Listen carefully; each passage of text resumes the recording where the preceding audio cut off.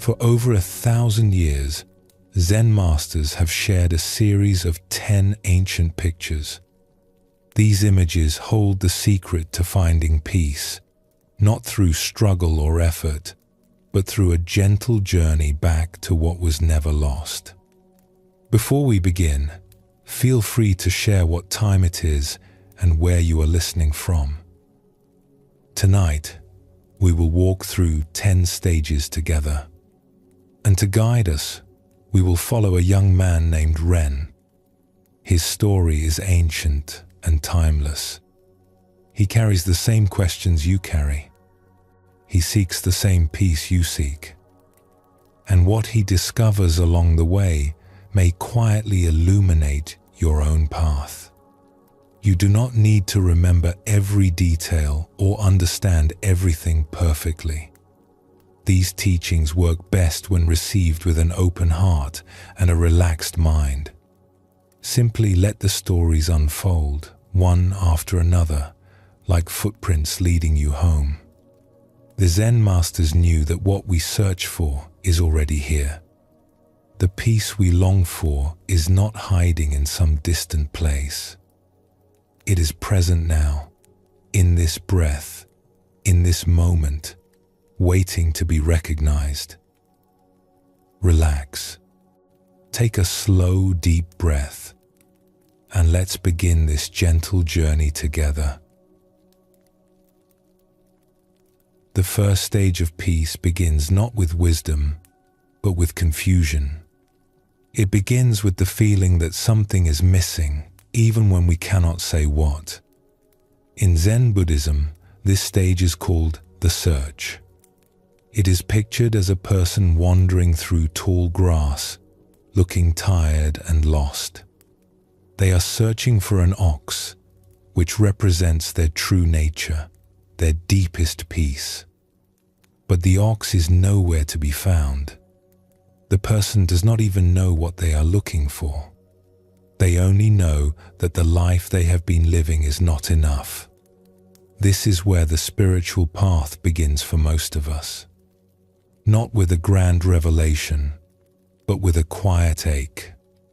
A sense that we are going through the motions without knowing why. A hunger we cannot name.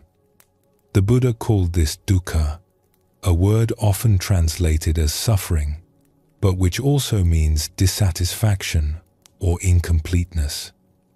It is the first of his 4 noble truths, and it points to something we all experience. Life, as we usually live it, does not quite satisfy us. We reach for happiness and it fades. We get what we want and soon want something else. We build our lives around things that change and pass away. Think about it for a moment. How many times have you looked forward to something, certain it would make you happy, only to find the happiness did not last? A new job, a new relationship, a new home, a vacation, an achievement. The excitement comes, peaks, and fades. Soon we are looking for the next thing, and the next, always chasing a satisfaction that stays just out of reach. We tell ourselves that the next thing will be different. This time, we will be happy. This time, it will last. But it never does. The pattern repeats, year after year, and we begin to wonder if something is wrong with us. Why can we not just be content? Why is there always this ache, this wanting, this feeling that something is missing? The Buddha himself began this way. Before he became the Buddha, he was a young prince named Siddhartha, living in a palace, surrounded by every comfort. His father tried to shield him from all suffering, keeping him inside walls where everything was beautiful and pleasant. But one day, Siddhartha ventured outside the palace, and there he saw things he had never seen before. A sick person, bent over in pain. An old person, frail and trembling. a dead body being carried to the cremation ground. He realized that no matter how comfortable his life was, he too would grow sick, grow old, and die. Everything he loved would pass away. This was Siddhartha's great doubt. His comfortable world fell apart. The pleasures of the palace suddenly seemed hollow. He could not go back to the way things were. So he left. He gave up his wealth, his status, his family. He walked out into the unknown, searching for something that would not fade, something that would answer the question of suffering. He did not know what he was looking for. He only knew he had to look. This is how every spiritual journey begins. With the courage to admit we are lost. With the willingness to leave behind what is familiar and step into the unknown. It is not easy. Everything in us wants to stay safe, to keep doing what we have always done. But something deeper calls us forward, a voice we cannot ignore. We do not need to be princes or monks to feel this call. The great doubt can come to anyone. It can come in the middle of a successful career, in a happy relationship, in a life that looks perfect from the outside. It does not care about our circumstances. It cares only about the truth. And the truth is that something in us longs for more than what we have found. Something in us knows there is a deeper peace, a wider freedom, a truer way of being. We may not know how to find it. We may not even believe it exists. But the longing is there, quiet and persistent, waiting for us to listen. It has always been there. Perhaps it is the most honest part of us. The first stage of awakening is simply this: we begin to listen. Let us turn now to a young man named Ren, whose story will guide us through the stages of this journey. Ren was 23 years old and lived in a small village nestled at the edge of a green valley. His family had farmed the same land for generations. Rice paddies in the wet season, when the fields became mirrors reflecting the sky. Vegetables in the dry months, rows of green and purple and gold stretching toward the tree line. The work was hard but steady, and Ren had learned it from his father, who had learned it from his own father before him. The land held their history. The soil knew their hands. By all appearances, Ren had a good life. He had a mother who cared for him deeply, neighbors who waved when he passed, a small house with a roof that kept out the rain. He woke before dawn each morning, spent his days in the fields, and returned home as the sun set behind the mountains. He ate simple meals, slept on a thin mat, and rose again to do it all over. This was the rhythm of his life, and for many years, Ren did not question it. But sometimes, in the quiet moments between tasks, he felt a strange unease. When he paused to wipe the sweat from his forehead, or sat alone after dinner while his mother cleaned the dishes, a feeling would creep over him, a kind of emptiness, a restlessness he could not explain. He would look up at the mountains that ringed the valley, their peaks distant and blue against the sky, and feel something tugging at him, like a rope tied to his ribs, pulling him towards something he could not see. He did not know what was on the other side of those mountains. He was not even sure he wanted to know. But the feeling was there, day after day, quiet but insistent, and it would not leave him alone. Ren never spoke of this to anyone. What would he say? He had everything a person could need: food, shelter, family, work. His life was simple and good. To complain seemed ungrateful. To want more seemed foolish, even selfish. So he pushed the feeling down and kept working. He told himself the restlessness would pass. He told himself he was being childish. But late at night, when sleep would not come, the questions returned. Is this all there is? Is this all I will ever be? In the autumn of his 23rd year, Ren's father fell ill. It started small, just a cough that lingered longer than it should. His father waved it away, said it was nothing, kept working in the fields until his legs would not carry him.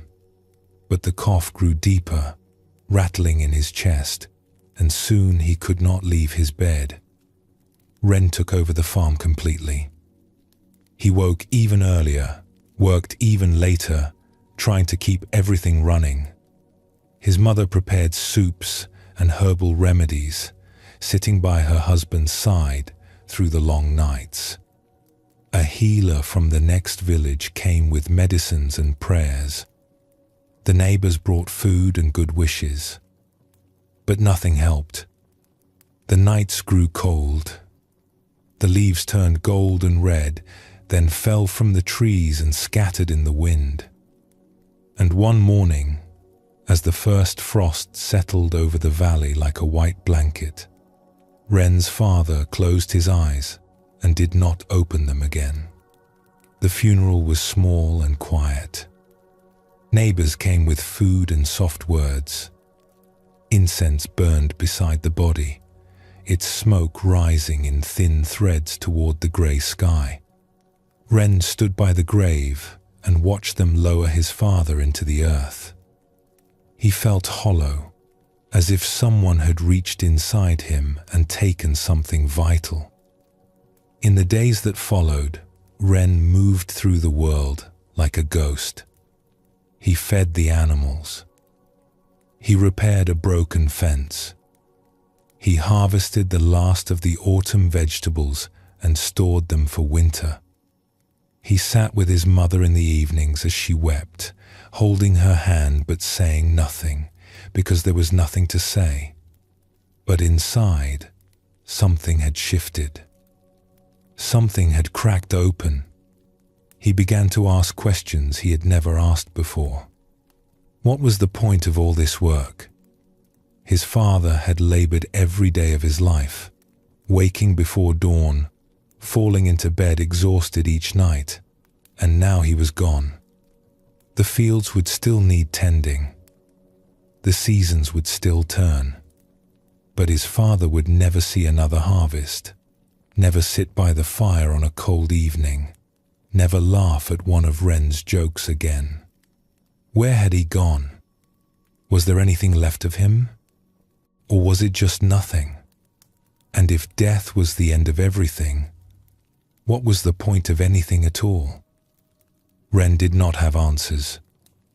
He did not know where to find them. He only knew that the life he had been living suddenly felt paper thin, like a painting of a life rather than the real thing, like going through motions that meant nothing. The restlessness he had always pushed away now burned in his chest like a fire. He could not ignore it any longer. Something was missing, something important, and he would not find it by staying here, doing what he had always done, waiting for his own turn to be lowered into the ground. One night, unable to sleep, Ren walked outside and stood in the yard. The stars were bright overhead, scattered across the darkness like seeds on black soil. The air was cold and still. The mountains were shadows against the sky, solid and silent, keeping their secrets. He thought about his father. He thought about his own life stretching ahead, year after year, planting and harvesting, growing old and weak, and then the same grave, the same incense smoke, the same silence. There had to be more than this. There had to be something that did not fade and fall away. Something real. Something lasting. Something that would remain when everything else was gone. He did not know what it was or where to find it. But he knew, with a certainty that surprised him, that he had to go looking. If he stayed here, he would spend the rest of his life wandering. And that, somehow, seemed worse than any danger the road might hold. The next morning, Ren told his mother he needed to leave for a while. She looked at him for a long moment. Her eyes were tired and sad, but there was something else in them too. Understanding, maybe. Or recognition. "I do not know where I am going," Ren said. "I do not know what I am looking for. I only know I cannot stay." His mother nodded slowly. "Your father felt that pull once too," she said quietly. "When he was young, before we married. But he stayed. He chose the farm, chose me, chose this life." She paused, her eyes distant. "I do not think he regretted it. But sometimes, late at night, I would catch him looking at those mountains the same way you do." She reached out and touched his face, her palm warm against his cheek. "Go," she said. "Find what you need to find. And when you find it, come home and tell me what the mountains look like from the other side." Ren packed a small bag with rice, dried vegetables, and a change of clothes. He took his father's old walking stick, the wood worn smooth from years of use. And as the sun rose over the valley, painting the fields gold and green, he set out on the road that led toward the mountains. He did not know where he was going. He did not have a map or a plan. He only knew that staying still was no longer possible. The great doubt had taken hold of him, and it would not let go. As he walked, Ren felt many things at once. Fear of the unknown road ahead. Grief for his father, still raw and heavy. Guilt for leaving his mother alone with the farm, and her sorrow. But beneath all of that, something else. A small flame of hope. A sense that his life was finally, truly beginning. The road stretched ahead, winding through fields and forests, climbing slowly toward the distant peaks. Ren did not know what he would find there. He did not know if he would find anything at all, but he was searching, and that was enough to begin. The first stage of awakening asks nothing more of us than this: to feel the ache and acknowledge the doubt, to admit that we are lost and that the life we have been living is not enough. This is not failure. This is courage and honesty. This is the beginning. The Buddha taught that recognizing suffering is the first step toward freedom. Not because suffering is good, but because honesty is necessary. We cannot find our way home until we admit we have wandered far. We cannot wake up until we realize we have been asleep. We cannot begin the search until we feel the absence of what we are searching for. So if you feel the great doubt stirring in you, if life seems hollow or confusing or strangely incomplete, know that you are not broken. You are waking up. The search has begun. And that search, however uncertain, however stumbling, is itself a kind of grace. And the path, though long and winding, leads somewhere worth going. Take a moment now to breathe, to feel where you are, to notice what is stirring in your own heart. Perhaps you have felt that same restlessness, that same quiet ache. If so, you are not alone, and you are already on the path. When you are ready, we will take the next step together.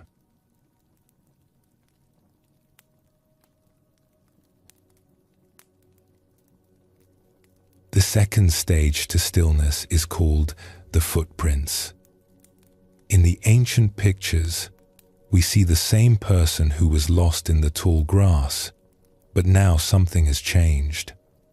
They have found traces of the ox, hoof prints in the mud. The ox is still hidden, still out of sight, but for the first time, there is evidence that it exists. This stage marks a quiet but important shift. In the first stage, we recognized that we were lost. We felt the ache of dissatisfaction, the weight of questions we could not answer. We began to search, but we did not know what we were searching for. We wandered without direction, driven only by the sense that something was missing. Now, in the second stage, we discover that there is a path. We find signs that others have walked this way before us. We begin to believe, perhaps for the first time, that what we are looking for is real. The Buddha taught 4 noble truths.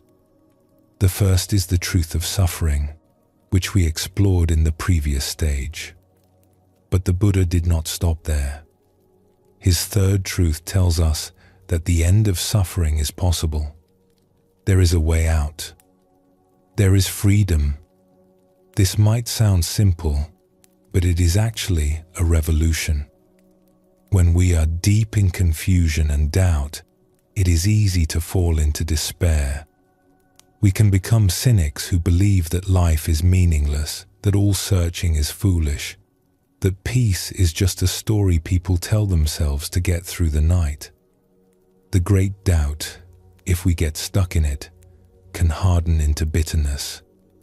We can lose faith not just in ourselves, but in the very possibility of change. But discovering the footprints changes everything. It shows us that the path is real. Others have found what we are looking for. The ox exists, and it can be found. We are not chasing shadows. In Buddhism, this discovery often comes through what are called the 3 jewels. The first jewel is the Buddha himself, the one who found the way. The second is the Dharma, his teachings, which point toward freedom. The third is the Sangha, the community of those who practice together. When we encounter any of these, we encounter the footprints. We find evidence that awakening is possible. This is why the second stage brings hope, but also humility. We have found the footprints, but we have not yet found the ox. We know the path exists, but we do not yet know where it leads. We are still beginners, still uncertain, still feeling our way forward in the dark. And that is exactly as it should be. Zen teaches us not to rush ahead, not to pretend we know more than we do. The footprints are enough for now. They give us direction. They give us faith. They tell us that if we keep walking, we will find what we seek. There is a famous Zen saying, "When the student is ready, the teacher appears." This does not mean that a teacher will magically show up at your door.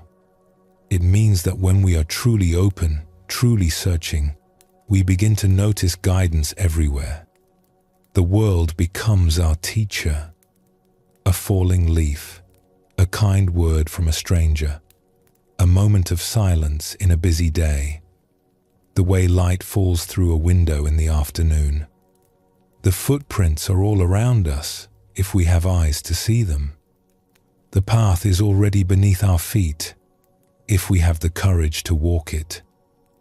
The Buddha spoke of this openness as a quality of mind.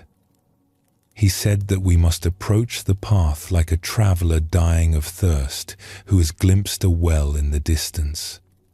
We do not know yet if the well has water. We do not know if we will be able to reach it. But we have seen it, and that sight changes everything. We are no longer wandering aimlessly. We have a direction. We know now that peace is possible, that wisdom is attainable, that the ache we have carried for so long can be healed. In Zen, this faith is not about believing in something we cannot see.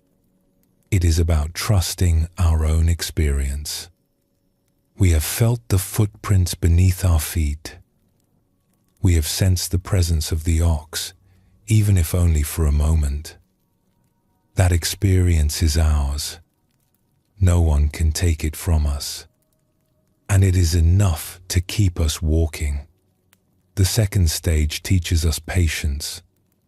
We want to find the ox right away. We want answers, certainty, arrival. But the path does not work that way. It unfolds one step at a time, one footprint at a time. We must learn to trust the process, to keep moving, even when we cannot see what lies ahead. The Buddha often compared the spiritual path to crossing a river. We stand on the shore of suffering and confusion. On the other side is peace and freedom. The footprints show us that the crossing is possible, but we still have to make the journey ourselves. No one can carry us. No one can walk for us. The footprints remind us that countless others have made this crossing before us. Teachers and sages, monks and ordinary people, all have walked this path and found what they were looking for. Their footprints mark the way. Their lives give us courage.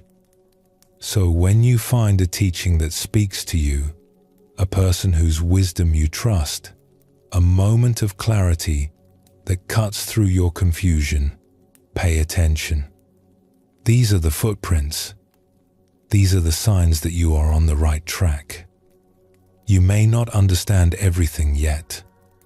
You may not know where the path leads, but you know it is real, and that is enough to take the next step. Ren walked for 3 days before the mountains grew close. The road wound through rice paddies and small villages, past farmers bent over their work and children playing in dusty lanes. Some people looked up as he passed, curious about this young man with the walking stick and the faraway look in his eyes. Others paid him no attention at all, absorbed in the rhythms of their own lives. He slept under trees when no inn was near, ate his rice cold, and kept moving. The walking stick his father had used for so many years fit perfectly in his hand, worn smooth by decades of gripping. Sometimes, holding it, Ren could almost feel his father's presence. Not as a ghost, but as a warmth, a steadiness, a reminder that he came from somewhere and someone. He did not know where he was going. He had heard of temples in the mountains, places where monks lived and meditated, but he did not know which mountain or which temple. He only knew he had to keep moving. Staying still felt like dying slowly. The road at least offered possibility.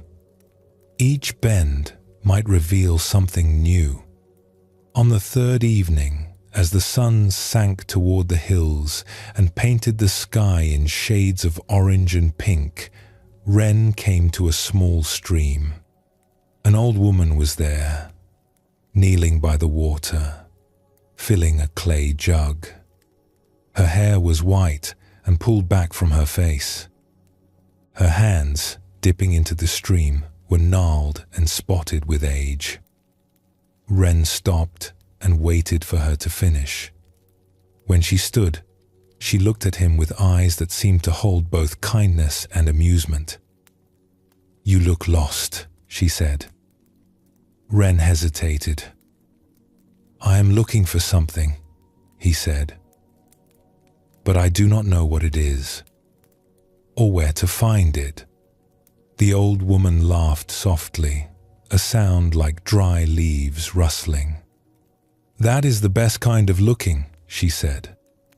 "The ones who think they know what they want usually miss it entirely." She studied him for a moment, her eyes moving over his dusty clothes, his tired face, the walking stick in his hand. Then she nodded, as if she had decided something. "There is a temple," she said, "high in the mountains past the village of stone bridges. It is not easy to find and harder to reach, but the monks there are wise. They have helped many who were lost." "What is it called?" Ren asked. "It has many names," the old woman said, "but the one I know is the Temple of Still Water. You will know it when you see it. The path to the gate is lined with pine trees, and the sound of a bell carries down the mountain at dawn and dusk." She lifted her water jug and settled it against her hip. "Whether you find what you are looking for, I cannot say, but you will not find it by standing here."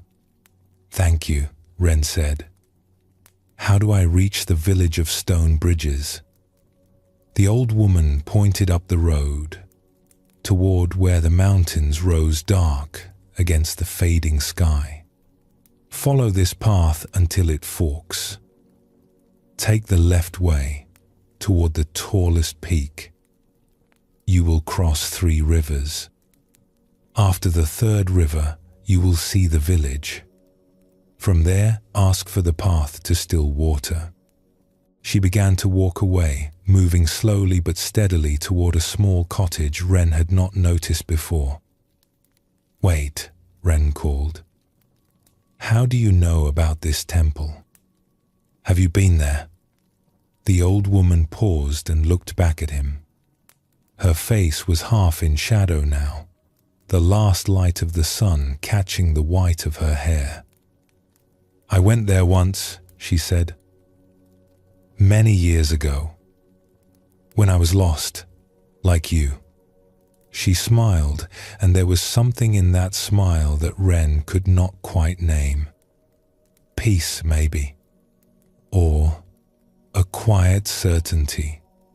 "The ox leaves footprints everywhere, young man. You just have to learn to see them." Then she turned and walked into the gathering dusk, and Ren was alone again by the stream. He stood there for a long time, watching the water flow past, thinking about what she had said. The ox leaves footprints everywhere. He did not fully understand, but the words settled into him like stones dropping into a pond. That night, Ren made camp beneath a large oak tree. He ate the last of his rice and watched the stars appear one by one. He thought about his father, about the farm, about the life he had left behind. He thought about the old woman and her strange words. For the first time since he had left home, he felt something other than grief and confusion. It was small, fragile, easy to miss. But it was there. A flicker of hope, a sense that maybe, just maybe, he was on the right path.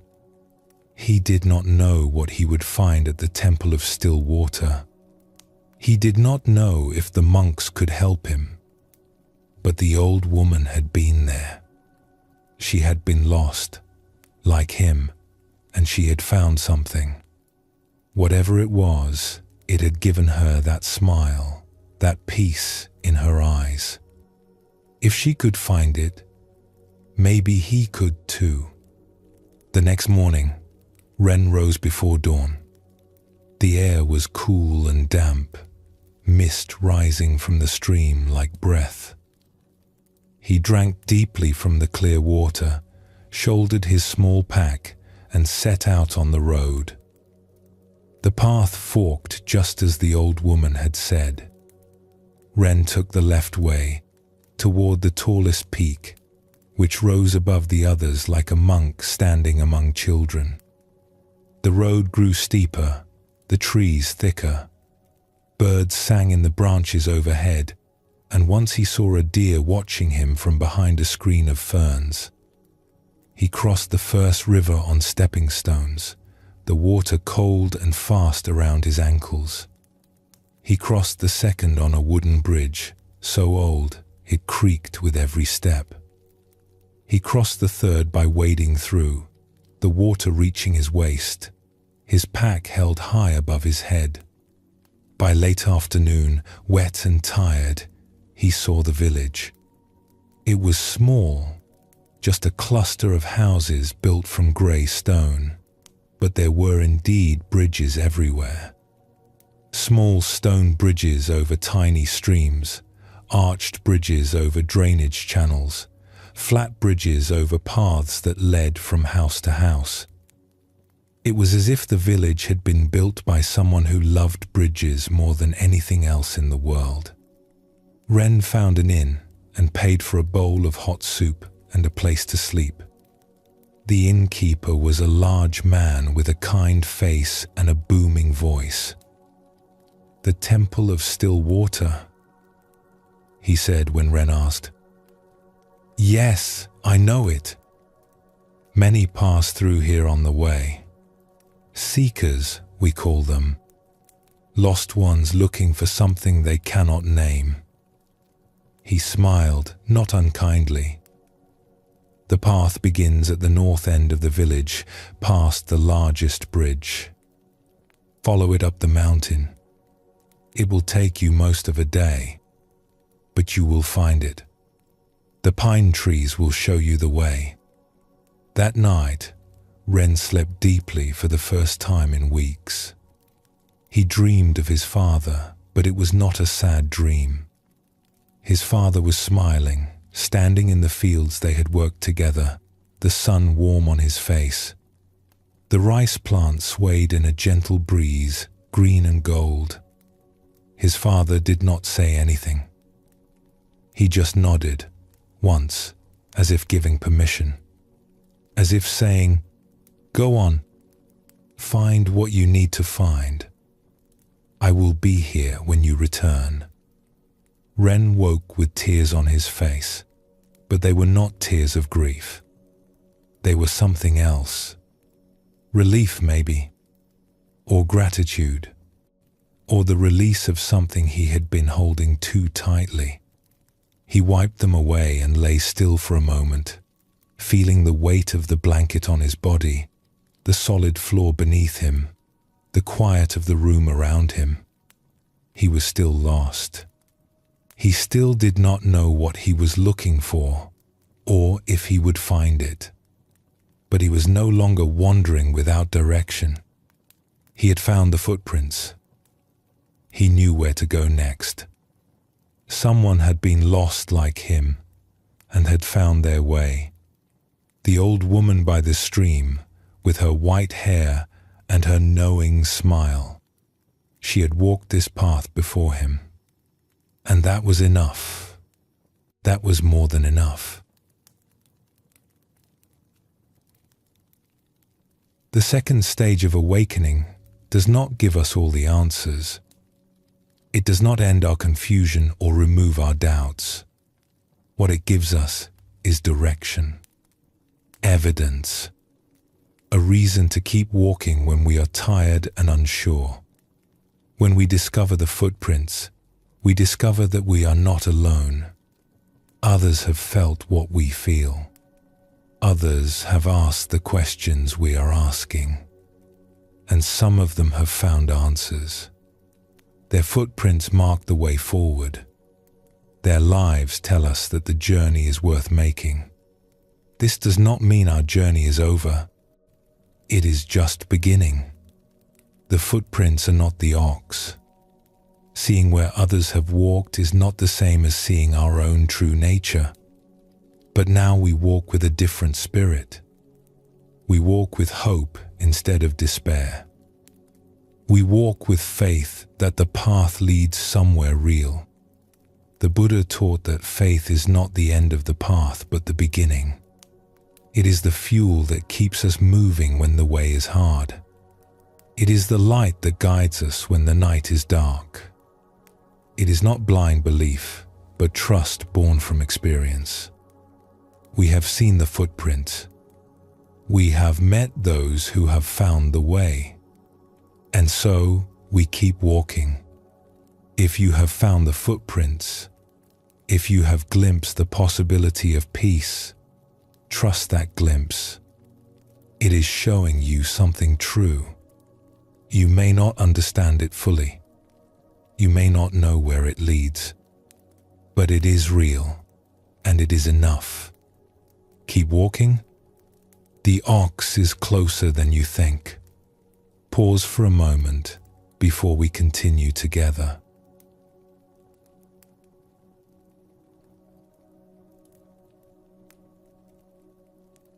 The third step to peace is called perceiving the ox. In the traditional picture, we see the seeker finally catching a glimpse of the ox itself. Not the whole animal, perhaps just a tail disappearing behind a tree, or a flash of movement in the distance. But it is unmistakable. The ox is real. It exists. And for the first time, we have seen it with our own eyes. This is a turning point on the path. In the first stage, we felt lost and confused. In the second, we found footprints that gave us hope and direction. Now, in the third stage, we experience something directly. We catch a glimpse of our true nature. We taste, even briefly, the peace we have been searching for. In Zen, this experience is called kensho, which means seeing one's true nature. It is sometimes described as a flash of insight, a moment when the veil lifts and we see things as they really are. The boundaries we normally draw between self and world, between inner and outer, seem to dissolve. Everything becomes vivid, immediate, alive. We feel connected to something vast, something that was always here but somehow hidden from view. This glimpse can come in many ways. It might happen during meditation, when the mind grows still and something deeper reveals itself. It might happen in nature, standing beneath a sky full of stars or watching waves break on a shore. It might happen in an ordinary moment, washing dishes or walking down a street, when suddenly everything shifts and the world becomes new. We cannot force it to happen. We can only create the conditions for it and then let go. The Buddha spoke of this kind of insight as seeing things as they truly are. He taught that our ordinary way of perceiving is clouded by ignorance, by the endless commentary of the thinking mind. We do not see reality directly. We see our ideas about reality, our memories, our expectations, our fears and hopes. We see through a filter of concepts and judgments, and we mistake this filtered view for the truth. But in moments of clear seeing, all of that falls away. We perceive without the filter of thought, and what we perceive is extraordinary. Zen masters often describe this experience in simple, almost ordinary terms. One master said that after his awakening, mountains were once again mountains, and rivers were once again rivers. Before practice, we see mountains and rivers as solid, separate things. During practice, we begin to see through them, to understand their emptiness and impermanence. But after glimpsing our true nature, we see them fresh again. They are just what they are, vivid and complete, needing no explanation. This is the gift of the third stage. We stop searching and start seeing. We stop thinking about peace and actually taste it. Even if only for a moment, we know directly what all the teachings have been pointing toward. But here is an important truth that Zen emphasizes again and again. This glimpse is not the end of the path. It is barely the beginning. Many seekers make the mistake of thinking that one powerful experience is enough. They have seen the ox, so they believe the search is over. They cling to the memory of their glimpse, trying to recreate it, talking about it endlessly, wearing it like a badge of achievement. But this is a trap. The glimpse itself is not awakening. It is just a glimpse. In early Buddhism, there is a concept called stream entry. It refers to the moment when a practitioner first directly perceives the truth of the teachings. They have entered the stream that leads to full liberation. But entering the stream is not the same as reaching the ocean. There is still a long way to go. A teacher in the Pali Canon used this analogy. Imagine a traveler dying of thirst in the desert. They come upon a well, and looking down, they can see the water far below. They know now that water exists. They have seen it with their own eyes, but they cannot yet drink. They do not have a rope or a bucket. The seeing is real, but it is not enough. This is the situation of someone in the third stage. They have seen the ox. They know it is real. But they have not yet caught it, not yet tamed it, not yet made it their own. The glimpse gives them faith and motivation. It tells them the path is true. But the real work is still ahead. Zen practice is full of stories about students who had powerful glimpses and thought they were finished. They would go to their teacher, excited and proud, eager to share their experience. And the teacher would send them back to the meditation hall.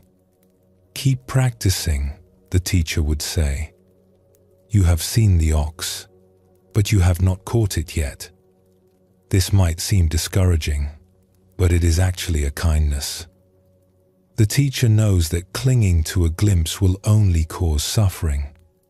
The student will spend years trying to get back to that special moment instead of moving forward. They will become stuck, trapped by their own experience.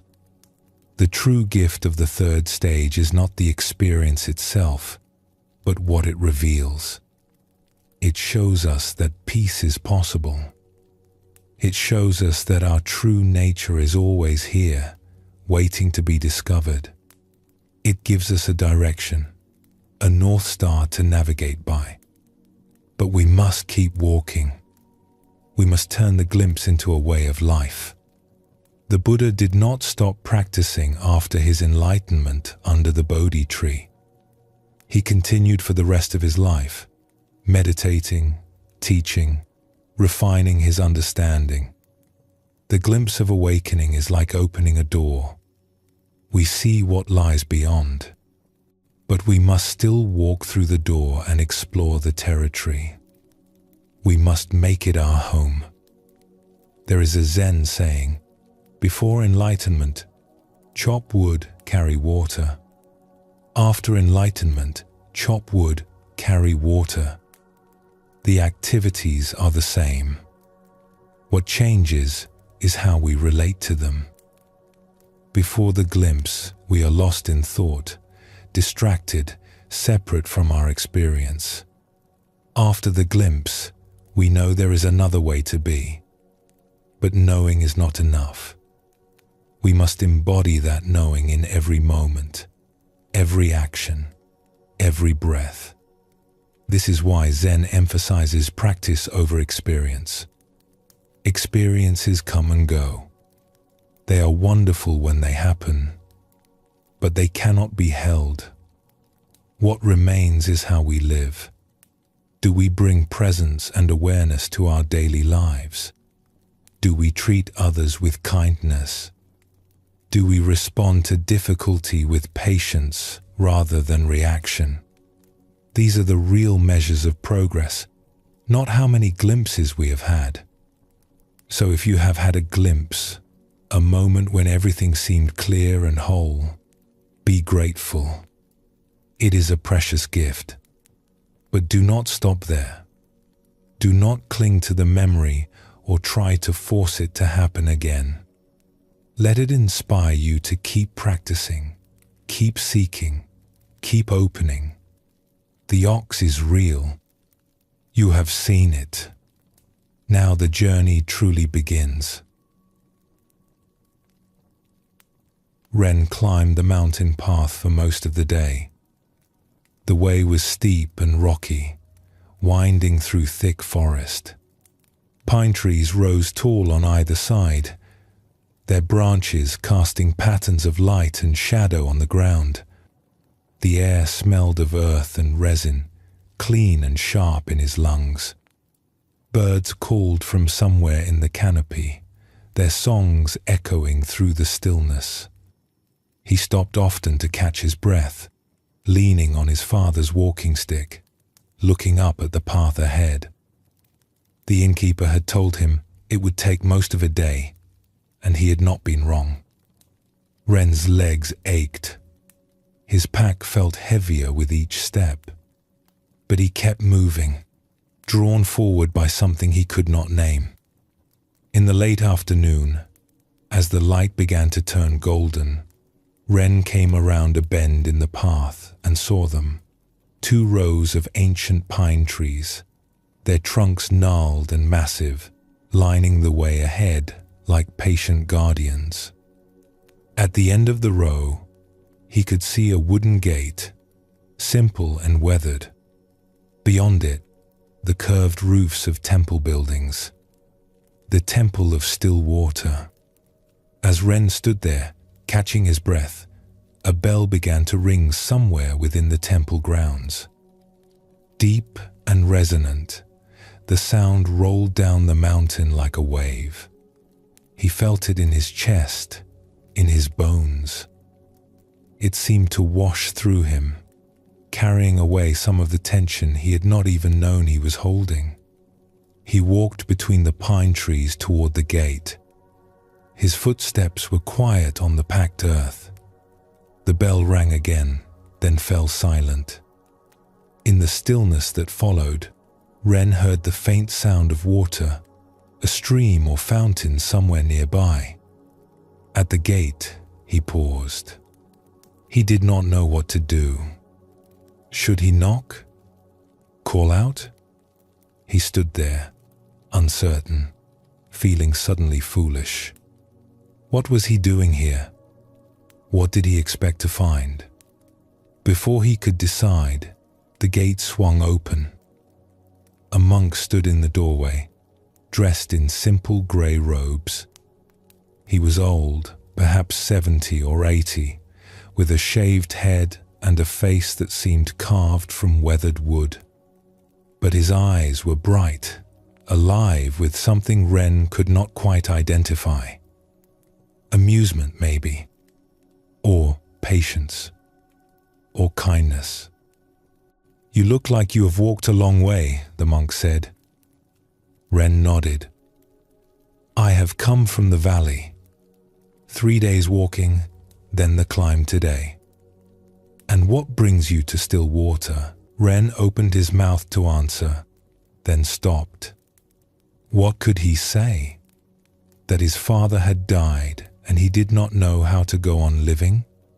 That he had felt a restlessness his whole life and could not ignore it anymore? That an old woman by a stream had told him to come here? "I do not know," he said finally. "I am looking for something, but I cannot say what it is." The old monk nodded slowly, as if this was exactly the right answer. "My name is Sun," he said. "I am the abbot here. Come, we will find you a place to rest and some food. The questions can wait until you have eaten." Ren followed Master Sun through the gate and into the temple grounds. There were several buildings arranged around a central courtyard, all built from dark wood and grey stone. A small stream ran along one edge, its water clear and cold, feeding into a pond where orange and white fish drifted beneath the surface.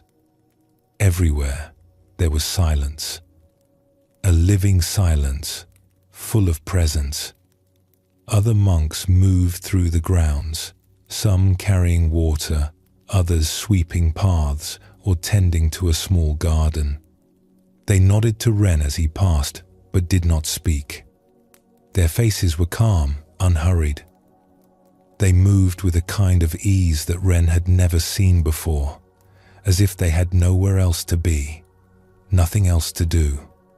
Master Sun led him to a small room in one of the buildings. There was a sleeping mat, a low table, a window that looked out onto the pine trees. Nothing more. "Rest here," Sun said. "Someone will bring food. In the morning, we will talk."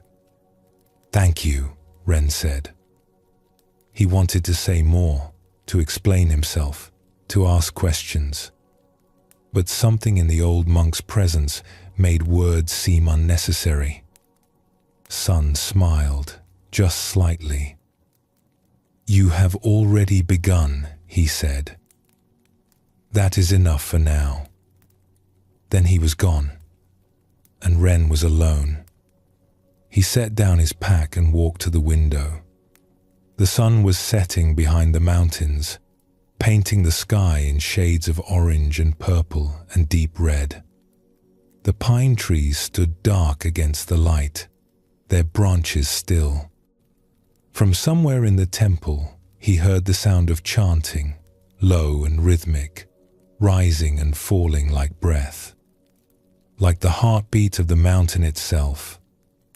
Ren stood there for a long time, watching the light fade. He did not think about his father or the farm or the life he had left behind.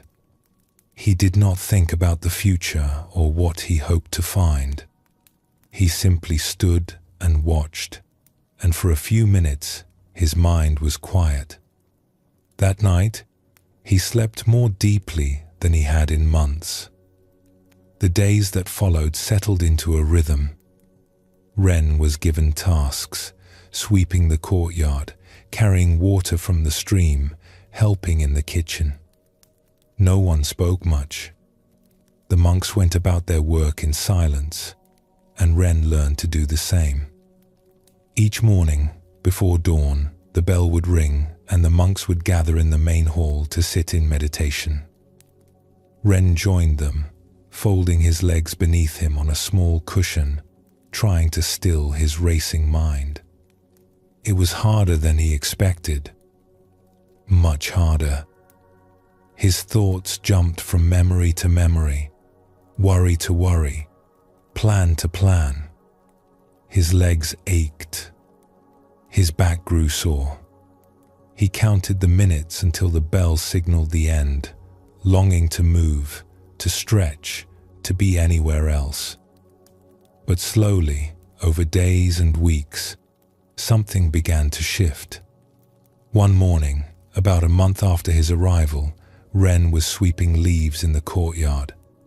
It was early, the air still cool, mist rising from the pond. He moved the broom in slow arcs, gathering the fallen leaves into small piles. His mind, for once, was not racing. He was simply sweeping. Nothing more.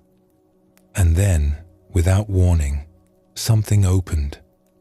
Later, he would not be able to describe it properly. It was as if a door had swung wide inside him. A door he had not known was there. The courtyard was still the courtyard. The leaves were still leaves. The sound of the stream, the call of a bird, the cool air on his skin. Everything was exactly as it had been a moment before. But everything was also different. Vivid. Alive. Present in a way it had never been before. The boundary between Ren and the world seemed to dissolve. He was not separate from the courtyard, the trees, the morning light. He was part of it all, woven into it, inseparable from it. The broom in his hands, the ground beneath his feet, the mist rising from the pond. All of it was one thing, one seamless whole, and he was not outside it looking in. He was it. There was no fear in this, no confusion, only a vast, quiet peace. A sense of having come home to something he had always known but somehow forgotten. He did not know how long it lasted. Seconds, maybe. A minute at most. And then the door closed, and he was Ren again, standing in the courtyard with a broom in his hands, blinking in the morning light. But he knew something had changed. He had seen something, felt something. He could not name it, could not explain it. But it was real, more real than anything he had ever experienced. He looked down at the leaves scattered around his feet.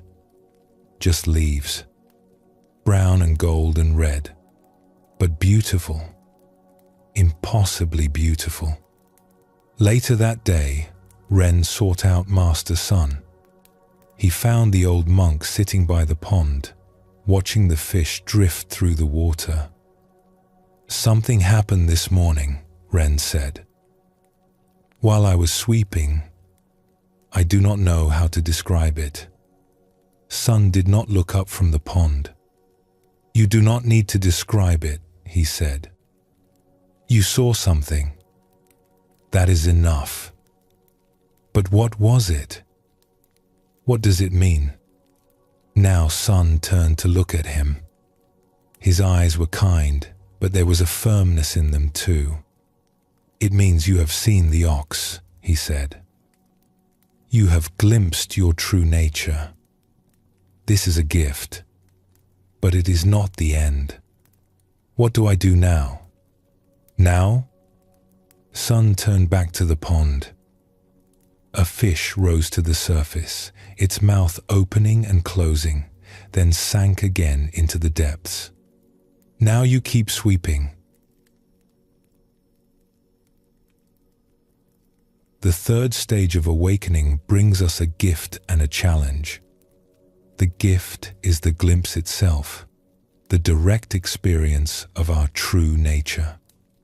For perhaps the first time, we know that what we have been seeking is real. We have tasted it. We have felt it. This knowing cannot be taken from us.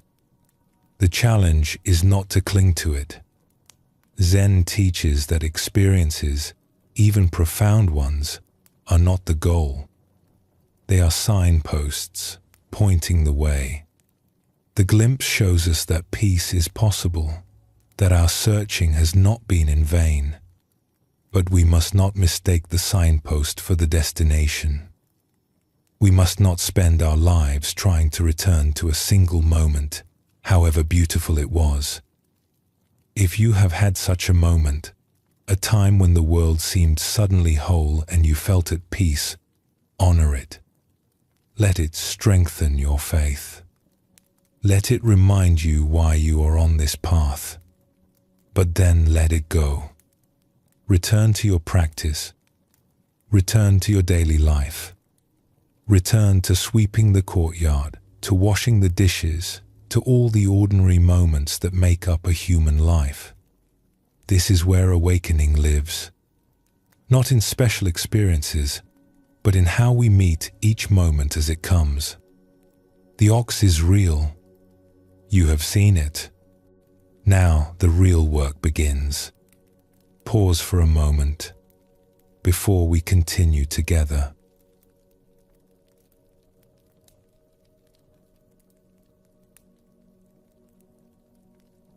The fourth stage of awakening is called catching the ox. In the traditional picture, we see the seeker finally taking hold of the ox. But the ox is wild and strong, pulling away, fighting to escape. The seeker grips the rope with both hands, straining with effort, feet planted in the earth. This is not a gentle scene. It is a struggle. In the previous stage, we glimpsed our true nature.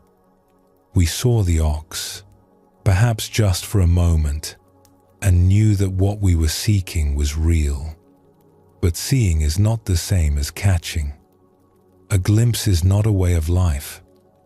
Now comes the hard work of making that glimpse permanent, of training the wild mind to stay present, to stop running away into distraction and confusion. Zen calls this stage the great effort. The Buddha himself spoke of right effort as one of the steps on the Noble Eightfold Path. He described it as the effort to abandon unwholesome states, to cultivate wholesome ones, and to maintain what has been cultivated. This is not passive. This is work. Real work. There is a famous Zen story about a student who came to a master seeking enlightenment. "How long will it take?" the student asked. 10 years, said the master. "What if I work twice as hard?" asked the student. "Then 20 years, the master replied. The student was confused. "Why longer?" The master smiled. "When one eye is fixed on the goal, only one eye is left to find the way." This story holds a paradox at the heart of spiritual effort. We must work hard, but we must not be attached to the results of our work. We must try, but we must also let go.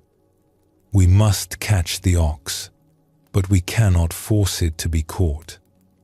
The effort is not about achieving something.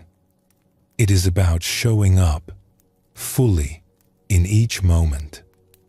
The Buddha compared the mind to a wild elephant, untamed and dangerous. Left to its own ways, it will trample everything in its path. But with patient training, it can become a powerful ally. The ox in these pictures represents the same thing.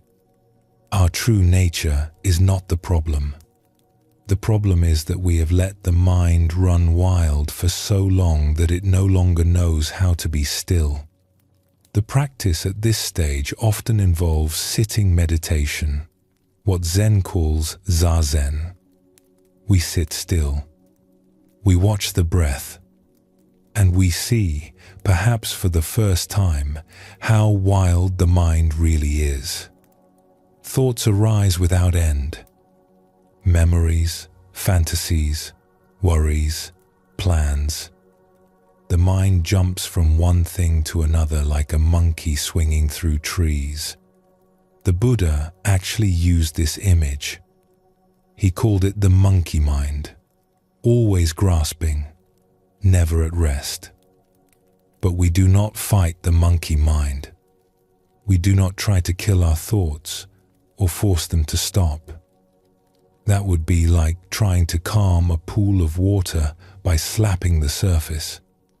It only creates more waves. Instead, we simply watch. We notice when we have wandered, and we come back. Again and again and again. This is the effort. Not the effort to control, but the effort to return. To keep coming back to this moment, this breath, this simple act of being present. A teacher once said that meditation is not about getting somewhere. It is about being where you are. The effort is simply to stay, to not run away, to face whatever arises with patience and courage. This sounds simple, but it is one of the hardest things a human being can do. The whole world is designed to pull us away from the present moment. Our own minds are designed to pull us away. To sit still and stay present, even for a few minutes, is a revolutionary act. There is an old Zen story about a monk who asked his teacher, "What is the Buddha?" The teacher replied, "The mind is the Buddha." Years later, the same monk asked again, and the teacher said, "No mind, no Buddha."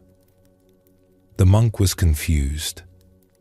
"But you said before that the mind is the Buddha." The teacher nodded. That was to stop a baby from crying. Now the baby has stopped. We can put the toy away. This story points to something important. The effort of catching the ox is necessary, but it is not the final truth. We need the rope and the struggle to begin the process of taming. But eventually, we must let go of even the effort. We must stop trying so hard and simply be. The fourth stage is about learning to try. The stages that follow are about learning to let go. The weeks after Ren's glimpse in the courtyard were the most difficult of his life. He had expected things to get easier. He had seen something real, something vast and peaceful. Surely that meant the hard part was over. Surely now the path would open before him, clear and smooth, and he would walk it with ease. But that is not what happened. Instead, the glimpse faded like a dream upon waking. He tried to hold on to it, to remember exactly how it had felt, but the harder he grasped, the further it slipped away. Within days, he was back where he started, confused, restless, his mind racing from thought to thought, like a startled animal looking for somewhere to hide. Master Sun had told him to keep sweeping, so he swept. He carried water from the stream, the wooden buckets heavy on his shoulders. He helped in the kitchen, chopping vegetables in silence, scrubbing pots until his hands were red. He sat in the meditation hall with the other monks, morning and evening, trying to find his way back to that moment of peace. But the meditation was difficult. He would settle onto his cushion, arrange his legs, straighten his spine the way he had been taught. He would close his eyes and try to follow his breath. In, out. In, out. Simple. The most simple thing in the world. And for perhaps 3 breaths, he would be present. Then his mind would seize on something. A memory of his father standing in the fields, leaning on a hoe. A worry about his mother alone on the farm, growing older, no one to help her. A fantasy about what he would do after he left the temple, where he would go, who he would become. An itch on his nose, a pain in his knee. The smell of incense making him think of the funeral. Before he knew it, 5 minutes had passed, and he had been lost in thought the entire time. He would catch himself, feel a flash of frustration, and try again. In, out. In, out. And again his mind would run away. Again he would catch himself. Again he would feel frustrated. Again he would try. This went on for hours, for days, for weeks. Ren began to wonder if something was wrong with him. The other monks sat so still, so peaceful. Their faces were calm, their breathing steady. They looked like statues, like they had found some secret he could not access. Meanwhile, his mind was a storm, a whirlwind, a wild animal thrashing against its cage. How could they be so quiet when he was in such chaos? One evening, after a particularly difficult sitting, Ren stayed behind in the meditation hall. The other monks filed out silently, but he remained on his cushion, head bowed, fighting back tears of frustration. He felt like a failure. He felt like he would never get this right. He heard footsteps approach. When he looked up, Master Sun was standing before him, his grey robes catching the last light from the windows. "You are struggling," Sun said. It was not a question. "I cannot do this," Ren said. His voice cracked. "My mind will not be still. No matter how hard I try, it keeps running away. I had that moment in the courtyard, that glimpse, and now it is gone. I cannot find my way back. I have tried everything." Sun lowered himself onto a cushion facing Ren. His old bones creaked, but his movements were unhurried, graceful. He sat in silence for a moment, as if considering what to say. "Do you know why we call this stage catching the ox?" he asked finally. Ren shook his head. "Because the ox does not want to be caught. It is wild. It has been running free for a long time, your whole life in fact, and it does not understand why you want to put a rope around its neck. So it fights. It pulls. It runs. This is natural. This is how it must be. You are not doing anything wrong. But how do I catch it if it keeps running away?" Sun was quiet for a moment. Outside, the evening insects had begun their chorus. The last light of the sun was fading from the windows, turning the hall golden, then grey. "You do not catch it by force," he said finally. "You catch it by patience, by showing up again and again, no matter how many times it runs. You hold the rope loosely. You do not fight. You simply stay. Eventually, the ox tires. Eventually, it learns that you are not trying to hurt it. Eventually, it lets you lead." "How long does that take?"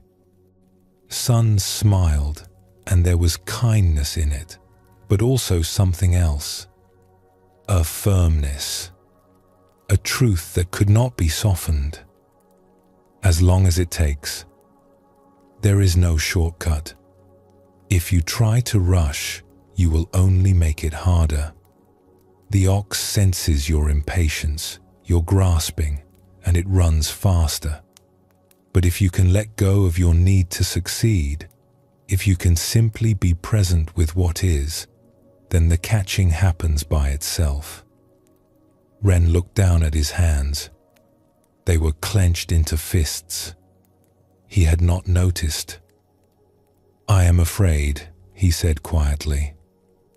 "I am afraid that I will never catch it. That I will sit here for years and nothing will change. That I am wasting my time." "That fear is natural too," Sun said. "Everyone who walks this path feels it. But I will tell you something. The fact that you are struggling means you are doing it right. If it were easy, it would not be real. The struggle is the practice. The falling down and getting up, again and again. That is the path. There is no other path." He reached out and placed a hand on Ren's shoulder. The touch was light, but it seemed to carry weight, as if passing something on. Do not try to be a good meditator. Just sit. Do not try to catch the ox. Just hold the rope. Let go of your ideas about how this should look, how you should feel, how far along you should be by now. Be with what is. That is enough. That has always been enough. Ren took a deep breath. The tightness in his chest loosened, just a little. Now, Sun said, rising to his feet with the slow care of an old man who knows his body well. It is time for evening rice. Even the ox must eat. Despite himself, Ren smiled. The days that followed were still difficult. His mind still raced. His legs still ached. He still lost himself in thought 100 times each sitting. But something had shifted. He no longer fought himself quite so hard. When his mind wandered, he noticed it, and he came back. No judgment. No frustration. Just a gentle returning, like a mother calling a child home for dinner, like a shepherd guiding a lamb back to the flock. Some days were better than others. Some sittings were peaceful, his mind settling like water in a still pond, reflecting the sky. Other sittings were storms, his thoughts crashing against each other like waves in a gale, dark and churning. He learned not to prefer one over the other. He learned to sit through both. The calm sittings were not successes. The stormy sittings were not failures. They were just sittings, just moments of practice, just holding the rope. He noticed things he had not noticed before. The way the light changed throughout the day in the meditation hall. The sound of birds outside the windows. The texture of his breath, sometimes smooth, sometimes ragged. The sensations in his body, constantly shifting, arising and passing away. He began to see that everything was like this. Nothing stayed the same. Even his struggles were impermanent, changing from moment to moment. Slowly, so slowly he almost did not notice, the ox began to tire. He would catch himself present for 5 breaths, then 10, then 20. He would notice the moment a thought arose before it carried him away, and he would have a choice. He could follow the thought, or he could let it go. He could not always let it go. But sometimes he could. And each time he did, the rope grew a little more slack. One morning, during sitting, Ren felt something settle in his chest. Not the vast opening he had experienced in the courtyard. Something quieter, smaller. A small, steady flame. A sense that he was exactly where he needed to be, doing exactly what he needed to do. Not special, not enlightened, just present, just here. He did not try to hold on to it. He did not tell himself this was important or that he had finally made progress. He simply noticed it, the way he noticed his breath, the way he noticed the light coming through the window, the way he noticed everything that arose and passed away. And then the bell rang, and he rose, and he went to sweep the courtyard. The ox was not tamed yet, but it was no longer running quite so fast, and Ren was learning to be patient. The 4th stage teaches us that awakening is not a gift given freely. It must be earned through patience and persistence, not through force, not through willpower alone, but through the simple courage to keep showing up, day after day, breath after breath, even when it feels like nothing is happening. There is a beautiful teaching in Zen that says the practice itself is enlightenment. We do not practice in order to become enlightened someday in the future. The sitting, the returning, the patient holding of the rope, this is awakening. It is happening right now, in this moment, whether we recognize it or not. If you are in this stage now, struggling with your practice, feeling like you are failing more than you are succeeding, take heart. The struggle itself is proof that you are on the path. The falling down is part of the getting up. The wandering is part of the returning. Keep holding the rope. Keep showing up. Keep breathing. The ox is tiring, and you are stronger than you know. Pause for a moment before we continue together.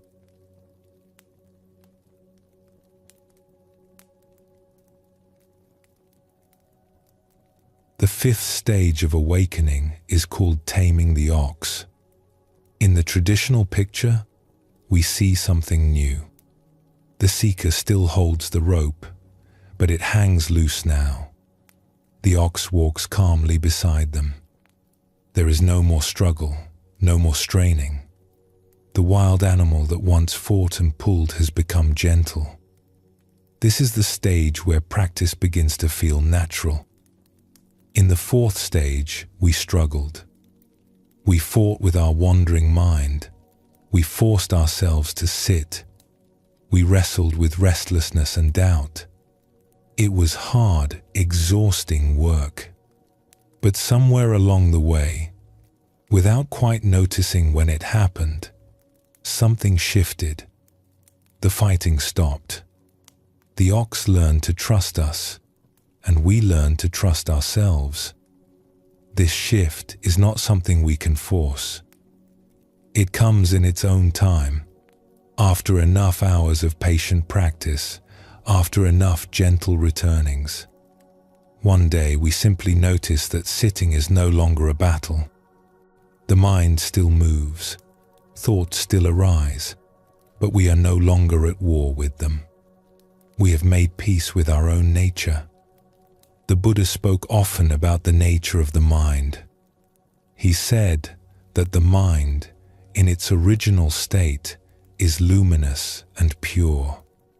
It is only the visiting defilements, the passing clouds of craving and aversion and confusion that obscure its natural clarity. Our work is not to create peace but to uncover it. Not to become something new, but to remember what we have always been. This teaching is important for understanding the fifth stage. We are not forcing the ox into submission. We are not breaking its spirit or bending it to our will. We are simply allowing it to return to its natural state. The wildness was never its true nature. The wildness was confusion, agitation, the restlessness of a mind that had forgotten its own stillness. When we stop adding fuel to that restlessness, it burns itself out.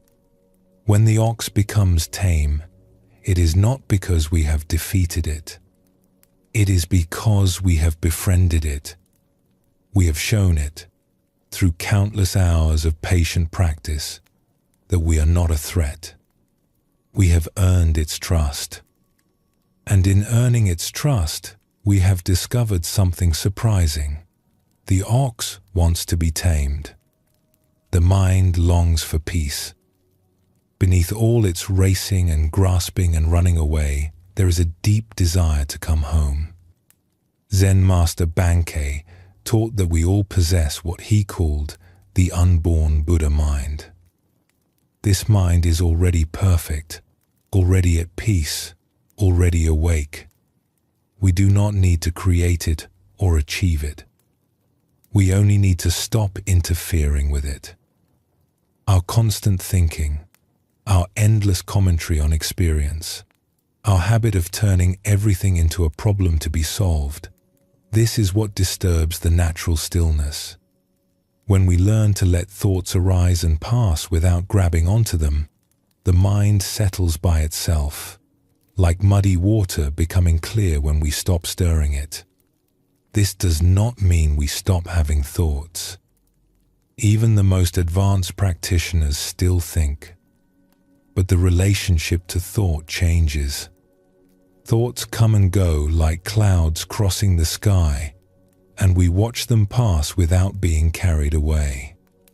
We are no longer at the mercy of every mental event.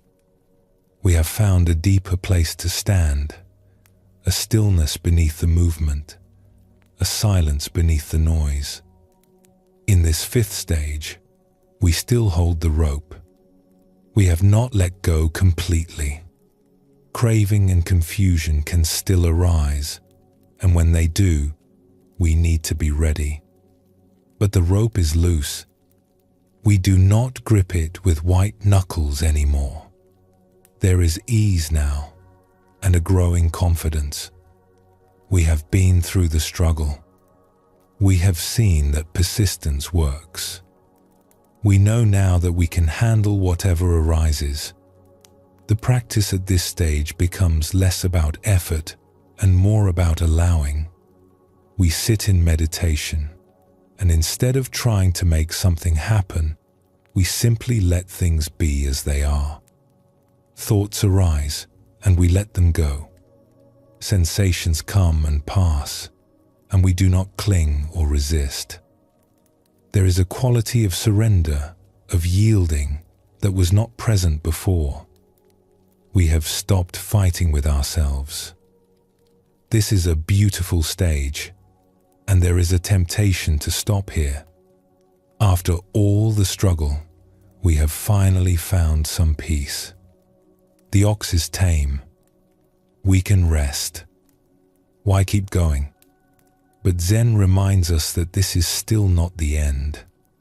We are still holding the rope. We are still relating to our true nature as something separate from ourselves, something we must watch and manage. There is still a subtle duality, a sense of the meditator and the meditation, the herder and the ox.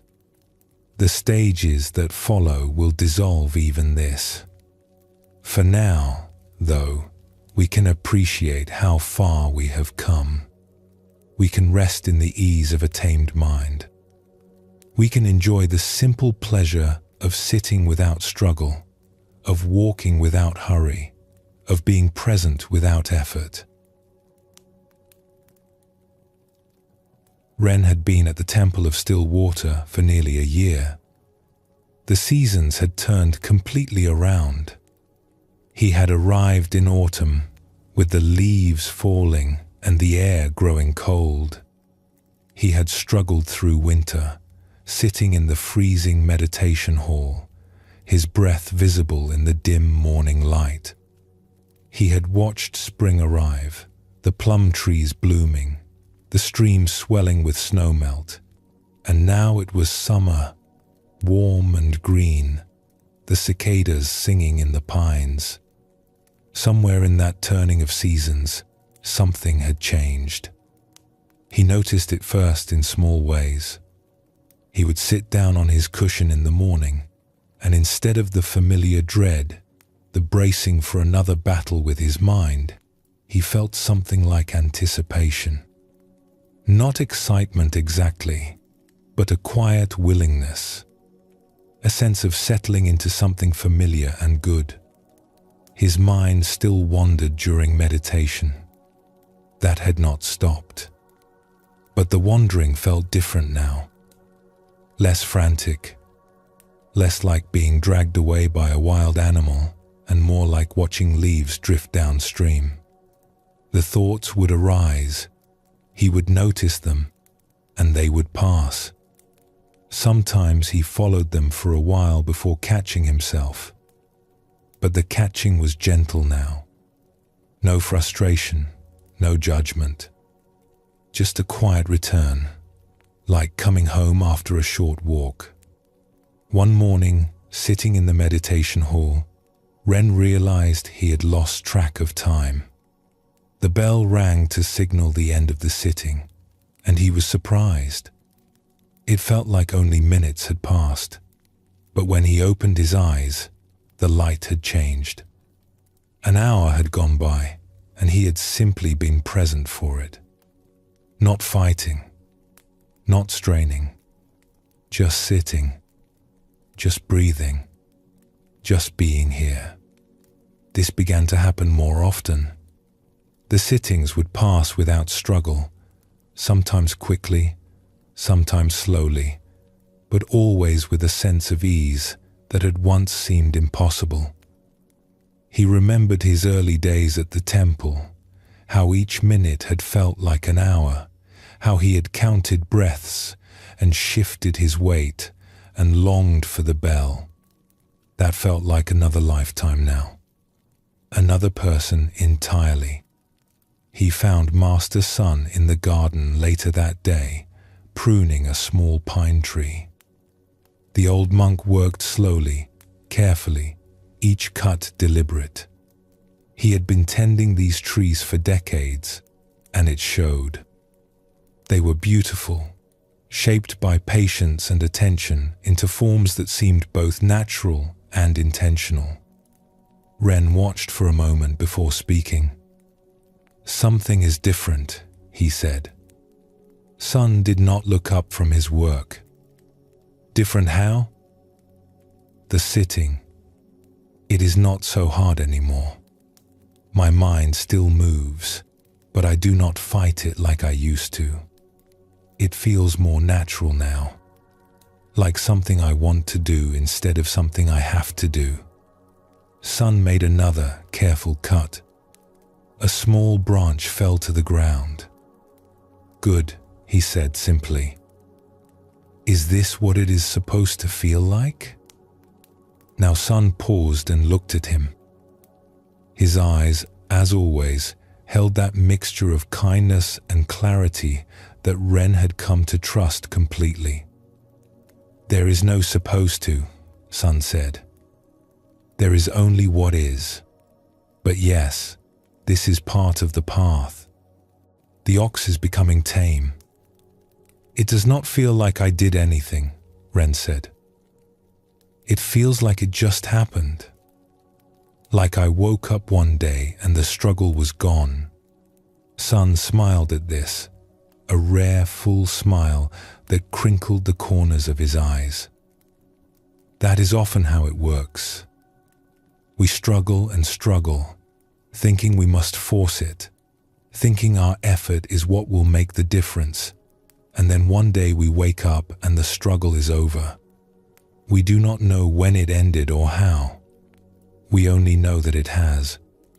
The effort was necessary, but it was not the cause. It was more like tilling the soil. The growing happens on its own." He returned to his pruning. Ren stood there a moment longer, watching the careful movements of the old monk's hands. "Master Sun?" "Yes." "Why do we still practice once it becomes easy?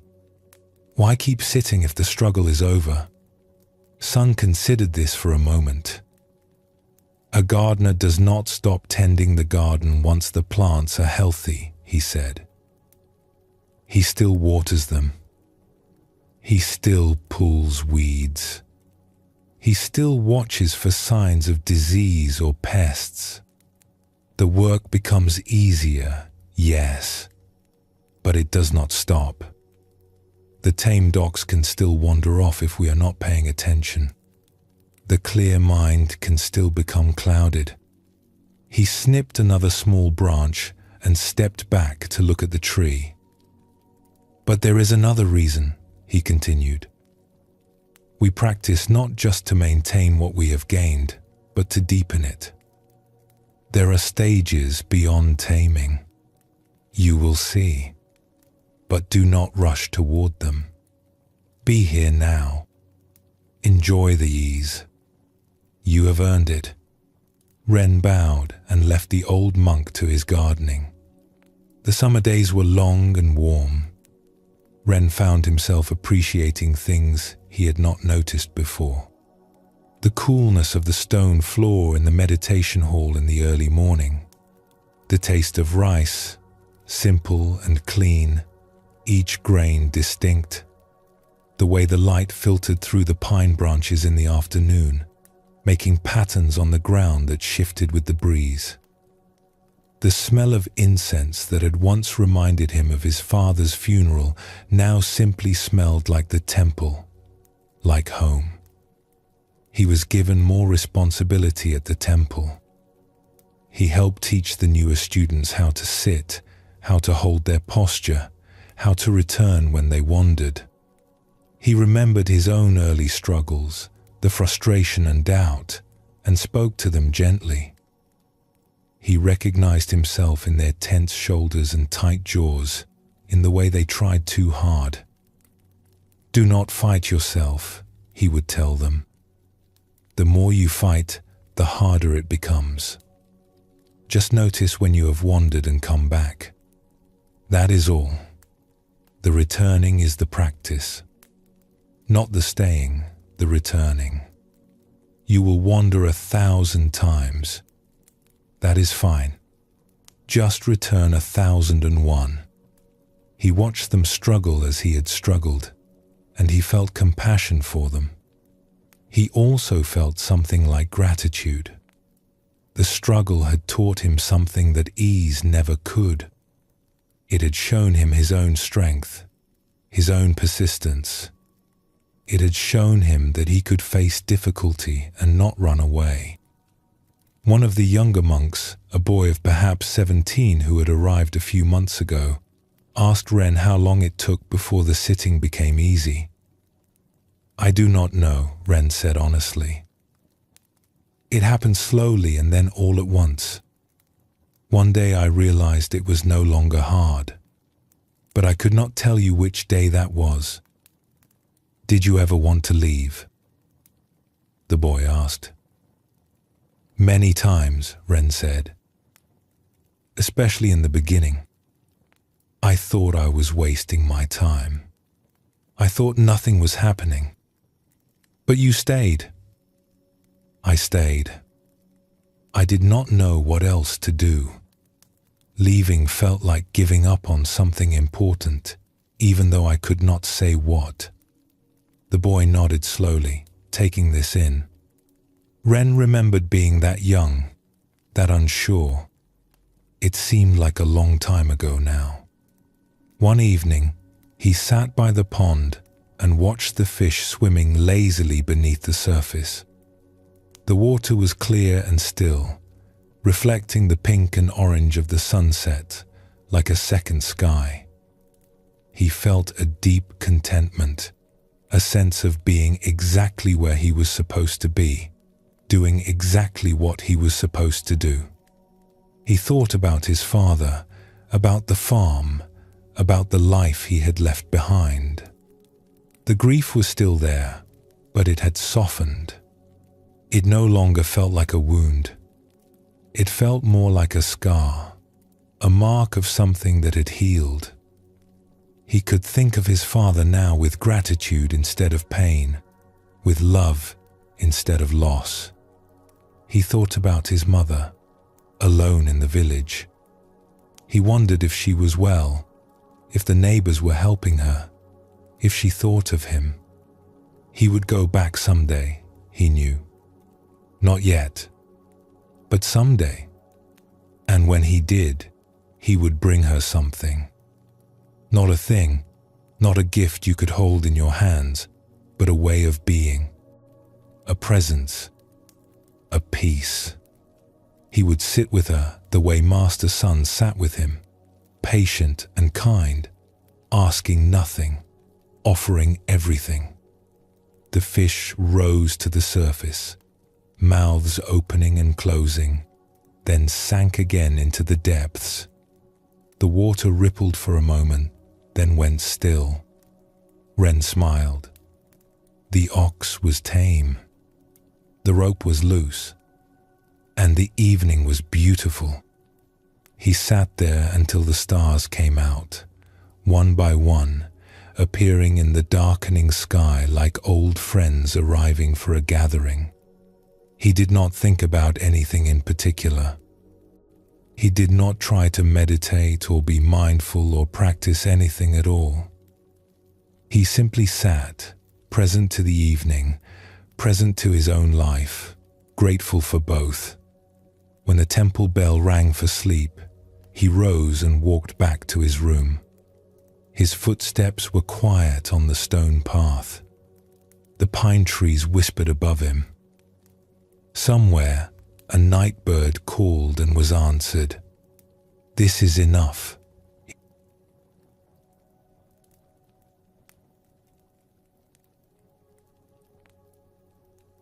The fifth stage is a resting place on the path. After all the effort of catching and struggling, we are finally allowed to breathe. The practice that once felt like battle now feels like breathing. The mind that once seemed like an enemy has become a friend. We have arrived somewhere, and we can feel it in our bones. But this ease can be misunderstood. Some people reach this stage and believe the journey is over. They have found peace, so what more is there to do? They stop practicing, stop paying attention, and slowly, the old patterns return. The ox, left unattended, begins to wander again. The weeds grow back in the garden. Zen teaches that taming is not the same as liberation. We have made great progress, yes. We can sit in stillness, move through our days with presence, meet difficulties with patience. But we are still managing our experience. We are still the herder watching the ox. There is still a separation between who we think we are and what we truly are. We have found peace, but we have not yet discovered its source. The Buddha once compared the path to a raft used to cross a river. The raft is necessary. Without it, we cannot reach the other shore. But once we have crossed, we do not carry the raft on our heads for the rest of our lives. We set it down and walk on. The practices that bring us peace are precious, but eventually, even they must be released. Eventually, we must go beyond practice altogether. For now, in the fifth stage, we keep practicing. We hold the rope loosely. We enjoy the ease and the stillness and the growing sense of well-being. But we do not cling to these things. We know there is further to go. The ox is tame, but we have not yet become the ox. We have not yet discovered that there was never any separation at all. That discovery awaits in the stages ahead. But we do not need to rush toward it. We can walk slowly now. We can appreciate each step. We can notice the birds in the trees and the clouds crossing the sky and the simple miracle of being alive. The struggle has ended and something gentler has taken its place. Something that feels less like work and more like love. Pause for a moment before we continue together.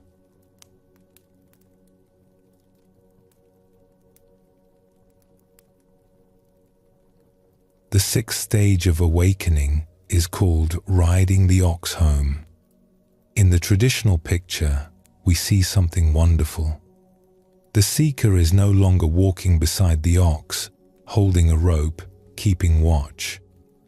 Instead, they are sitting on the ox's back, relaxed and at ease, playing a flute. The ox knows the way home. The seeker does not need to guide it anymore. They can simply enjoy the ride. This is the stage where practice and life become one. There is no longer a separation between sitting in meditation and going about our daily activities.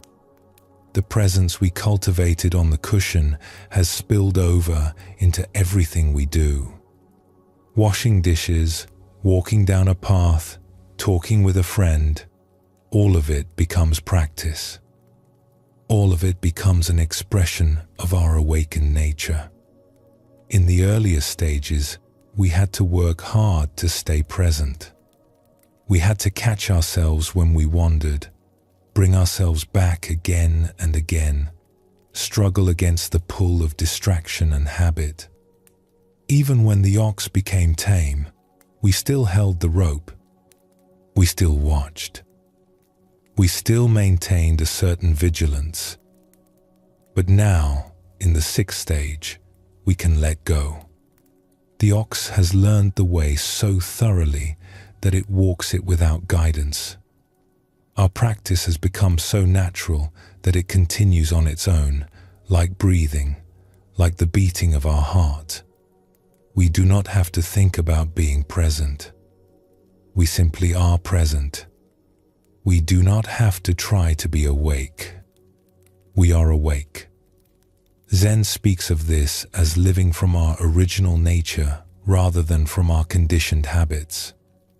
Our original nature is spontaneous, creative, free. It responds to each moment freshly, without the burden of past and future. When we live from this place, everything becomes lighter. Problems that once seemed heavy become manageable. Difficulties that once overwhelmed us become simply what is happening now, to be met and moved through. The Buddha described this quality of mind as ease, one of the factors of awakening. It is not the ease of laziness or avoidance, but the ease that comes from alignment. When we are aligned with our true nature, when we are no longer fighting against ourselves or against life, there is a natural relaxation. We can trust the ox to carry us. We can trust ourselves to respond appropriately to whatever arises. This trust is not blind faith. It has been earned through all the stages that came before. We have struggled with the wild ox. We have tamed it through patience and persistence. We have learned its ways, and it has learned ours. Now, finally, we can rest on its back and let it carry us home. But what does home mean in this context? In Zen, home is not a place we go to. It is a recognition of where we already are.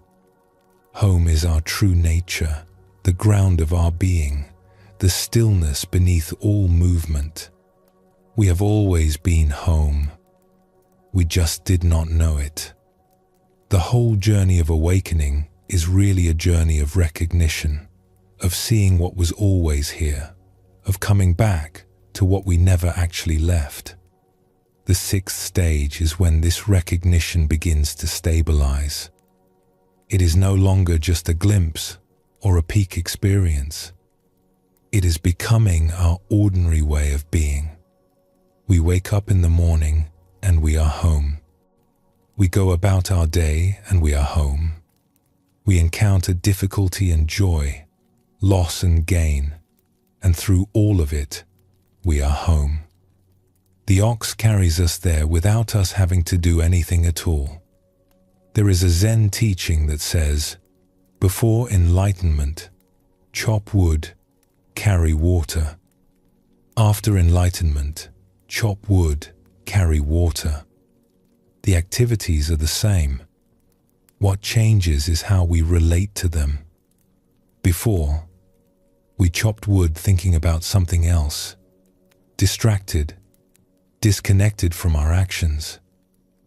After, we chop wood completely, fully present, the chopping itself a kind of meditation. There is no gap between us and what we are doing. There is no wishing to be somewhere else. There is just this fully met, fully lived. In the sixth stage, this way of being is becoming natural. We do not have to remind ourselves to be present. Presence is simply how we are. We do not have to try to enjoy our lives. Enjoyment arises on its own when we stop resisting what is. The flute plays itself, and we are both the player and the music. 2 years had passed since Ren arrived at the Temple of Still Water. 2 years of sitting, sweeping, carrying water, learning to be still. 2 years of watching the seasons turn, the plum blossoms giving way to summer heat, the autumn leaves falling into the pond, the winter snow settling on the pine branches like white silence. He was not the same person who had climbed the mountain path that first day, lost and grieving, searching for something he could not name. That person seemed like a stranger now, someone Ren had once known but could no longer quite remember. The grief for his father had not disappeared, but it had transformed into something softer, something he could hold without being cut by it. The restlessness that had driven him from his village had quieted into a deep stillness that he carried with him wherever he went. One morning in late spring, Ren was working in the temple garden when he heard something unexpected. Music. The high, clear sound of a bamboo flute floating down from somewhere above the main hall. He set down his hoe and listened. The melody was simple but beautiful, rising and falling like breath, like water, like the wind through the pines. It seemed to come from everywhere and nowhere, filling the garden with something that felt like joy. He followed the sound and found Master Sun sitting on a large flat rock at the edge of the temple grounds, playing a worn bamboo flute. The old monk's eyes were closed, his fingers moving over the holes with practiced ease.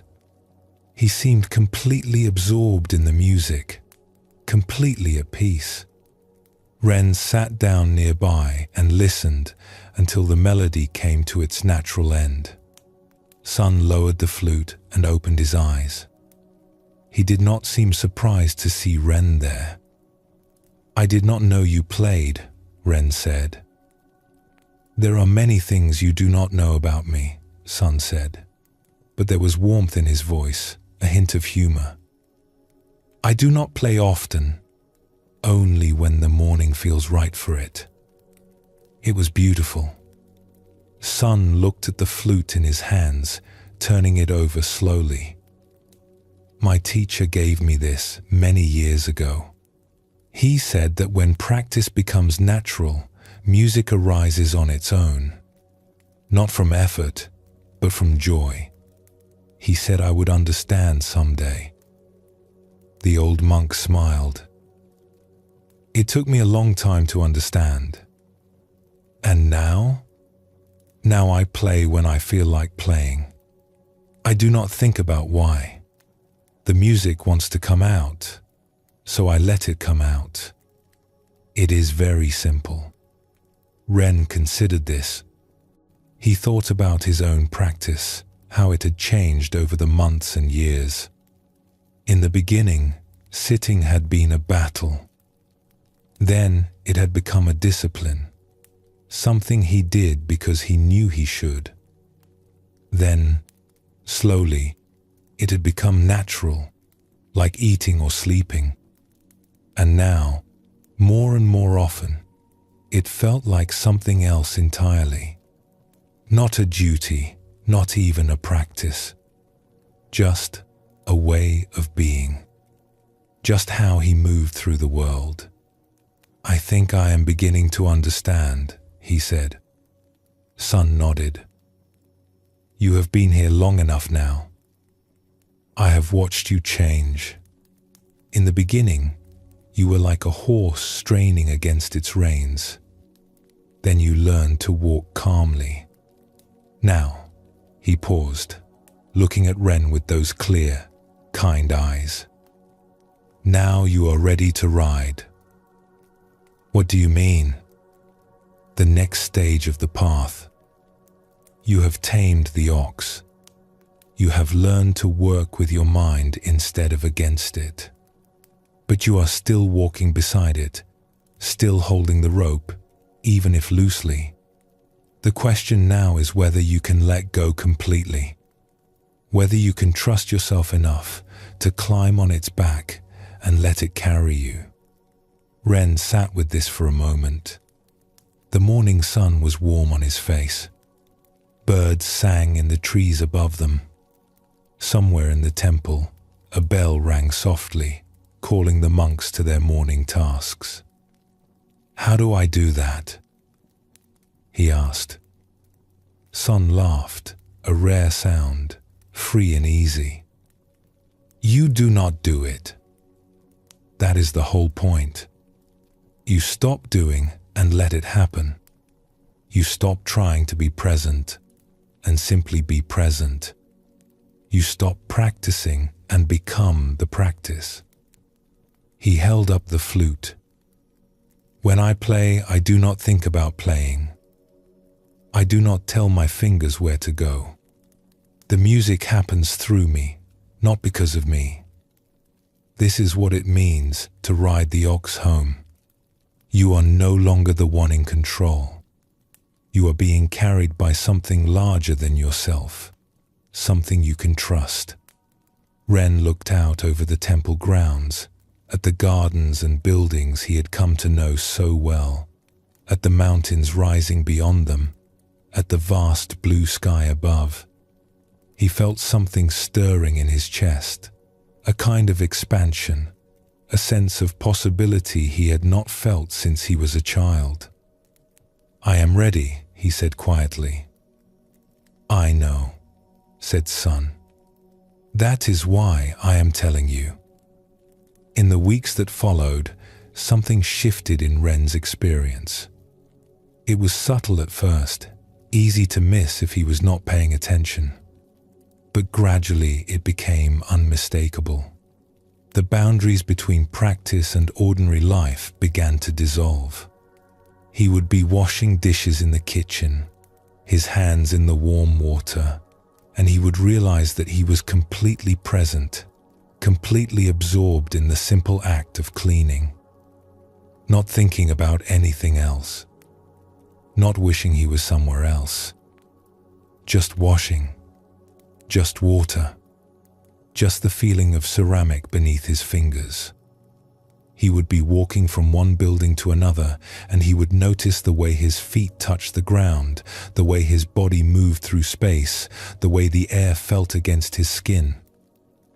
Each step was complete in itself. Each moment was enough. He began to feel a kind of joy that he had never experienced before. Not the joy of getting something he wanted, or of accomplishing something difficult. A quieter joy, without cause or object. It arose in the morning when he opened his eyes. It was there when he sat in meditation, when he worked in the garden, when he lay down to sleep at night. It did not depend on circumstances. It was simply there, like the sky, like the ground beneath his feet. One evening, Ren found an old bamboo flute in a storage room while looking for gardening tools. It was dusty and forgotten, probably left behind by some monk long ago. He cleaned it off and, on impulse, raised it to his lips. He did not know how to play. He had never learned music of any kind. But he blew gently across the hole, and a note came out, pure and clear. He moved his fingers randomly over the holes, and more notes followed, not a melody exactly, but something, a sound, an expression. He laughed at himself, at the strange squeaks and warbles he was producing. But he kept playing. Night after night, after his duties were done, he would take the flute to a quiet corner of the temple grounds and experiment, not trying to learn proper technique, not trying to play any particular song, just making sounds, letting them come, seeing what wanted to emerge. Slowly, Very slowly, the sounds began to organize themselves. Simple melodies arose, unpracticed and imperfect, but genuine. Music that came from somewhere he could not name. One night, Master Sun found him playing by the pond, the water reflecting the stars, the fish long since gone to sleep beneath the surface. The old monk listened in silence until Ren noticed him and stopped, embarrassed. "Do not stop on my account," Sun said. "It was good. Rough, but good. The roughness will smooth itself in time. What matters is that the music is real. It comes from here." He touched his chest. "Not from here." He touched his head. "I do not know what I am doing," Ren admitted. "That is the best way to do anything," Sun said. "When you do not know what you are doing, you cannot do it wrong. You can only do it honestly." He sat down beside Ren on the grass. For a while, neither of them spoke. They just sat together in the darkness, listening to the sounds of the night, the insects and frogs, the soft wind in the pines. "You will leave soon," Sun said finally. It was not a question. Ren was surprised, then realized he was not surprised at all. He had known it for some time, without admitting it to himself. He had come to the temple searching for something, and he had found it. Not an answer exactly, but something better. A way of being. A peace that did not depend on circumstances. He had learned what he needed to learn. Now it was time to take it back into the world. "Yes," he said. "I think so. Not today, but soon." "Good," Sun said. "The temple is not meant to be a hiding place. It is a training ground. We learn here so we can live out there." He gestured toward the darkness beyond the temple walls, toward the mountains, the valleys, the world of ordinary life that Ren had left behind 2 years ago. "I am afraid," Ren said. "Not of leaving, of forgetting, of losing what I have found." Sun shook his head slowly. "You cannot lose it. It is not something you have. It is something you are. Wherever you go, it goes with you. Whatever you do, it does it through you. The ox knows the way home now. You do not have to guide it. You just have to trust it." Ren looked up at the stars, scattered across the darkness like seeds waiting to grow. He thought about his mother, alone in the village, growing older. He thought about the farm, the fields his father had worked, the land that held his family's history. He thought about all the people he had never met, all the lives he had never touched, all the world he had not yet seen. He raised the flute to his lips and began to play. The melody was simple, imperfect, but it was his. It rose into the night sky like a promise, like a prayer, like a song for everyone who was searching for the way home. The sixth stage reminds us that awakening is not meant to be kept in a temple or a meditation hall. It is meant to be lived. The whole point of practice is to transform how we move through the world, how we relate to ourselves and others, how we meet each moment of this brief and precious life. When we ride the ox home, we are bringing everything we have learned back into ordinary life. The stillness we found in sitting, we bring to our conversations. The patience we developed in practice, we bring to our difficulties. The joy that arose from presence we bring to our work, our relationships, our simple daily tasks. This is not always easy. The world outside the temple is noisy and demanding. There are pressures and distractions that we did not face in the sheltered environment of practice. But the ox knows the way. If we have done the work of the earlier stages, if we have truly tamed our mind and befriended our true nature, then we can trust it to carry us through whatever arises. There is a teaching in Zen about the difference between a practitioner and a master. The practitioner has to try to be present. The master is simply present.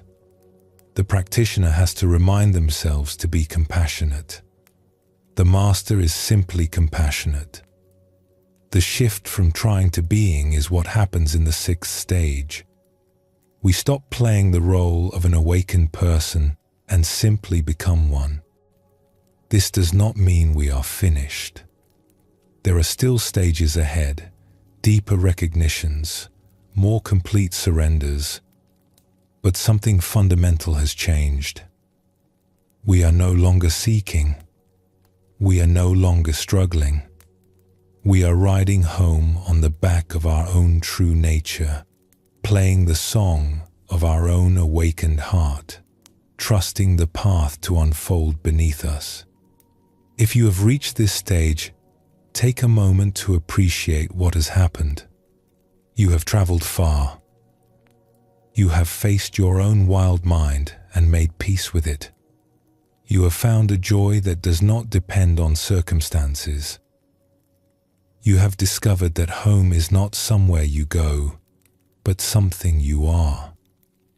Pause for a moment before we continue together into the deeper stages of this endless, beautiful path.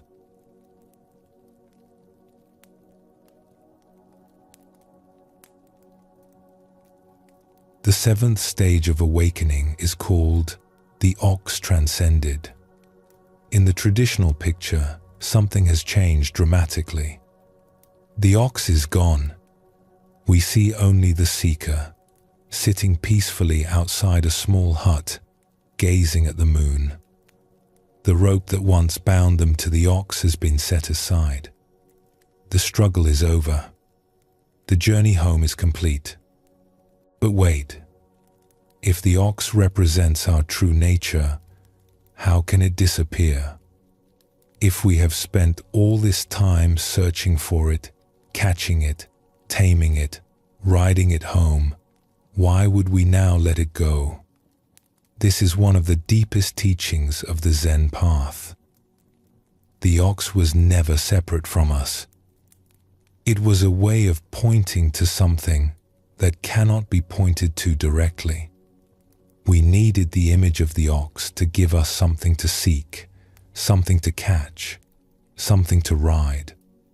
But now we have arrived home, and we see the truth. There was never an ox apart from ourselves. There was never a true nature separate from who we are. The seeker and the sought were always one. The Buddha taught that all beings possess Buddha nature. This nature is not something we develop or achieve. It is what we already are, beneath all our confusion and grasping. The entire path of awakening is really a path of uncovering, of removing the layers of delusion that hide our original face. And when those layers are finally removed, we discover that there is nothing to attain because we already have everything we need. We already are everything we were seeking. This is a difficult teaching to understand with the mind. The mind wants to grasp something, to hold on to an achievement, to say, I have found it. I have arrived. But the seventh stage asks us to let go of even this. It asks us to release our attachment to the ox itself, to the very idea of enlightenment as something we possess. There is a famous Zen story about a monk who practiced diligently for many years. One day, he went to his teacher and announced that he had finally attained enlightenment. The teacher looked at him calmly and said, "Good. Now throw it away." The monk was shocked. Why would he throw away what he had worked so hard to achieve? But the teacher knew something the monk had not yet understood. As long as we hold on to enlightenment as a possession, as long as we think of ourselves as enlightened people, we are still caught in delusion. True freedom means letting go of everything, even our spiritual achievements. This is what happens in the 7th stage. We set down the rope. We stop thinking of ourselves as someone who has tamed the ox.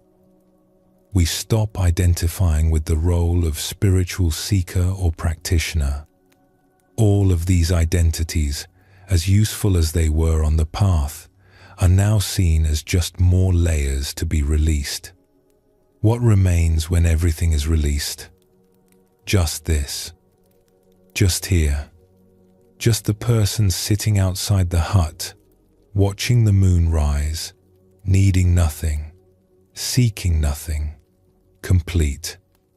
The Buddha spoke of this as the end of clinging.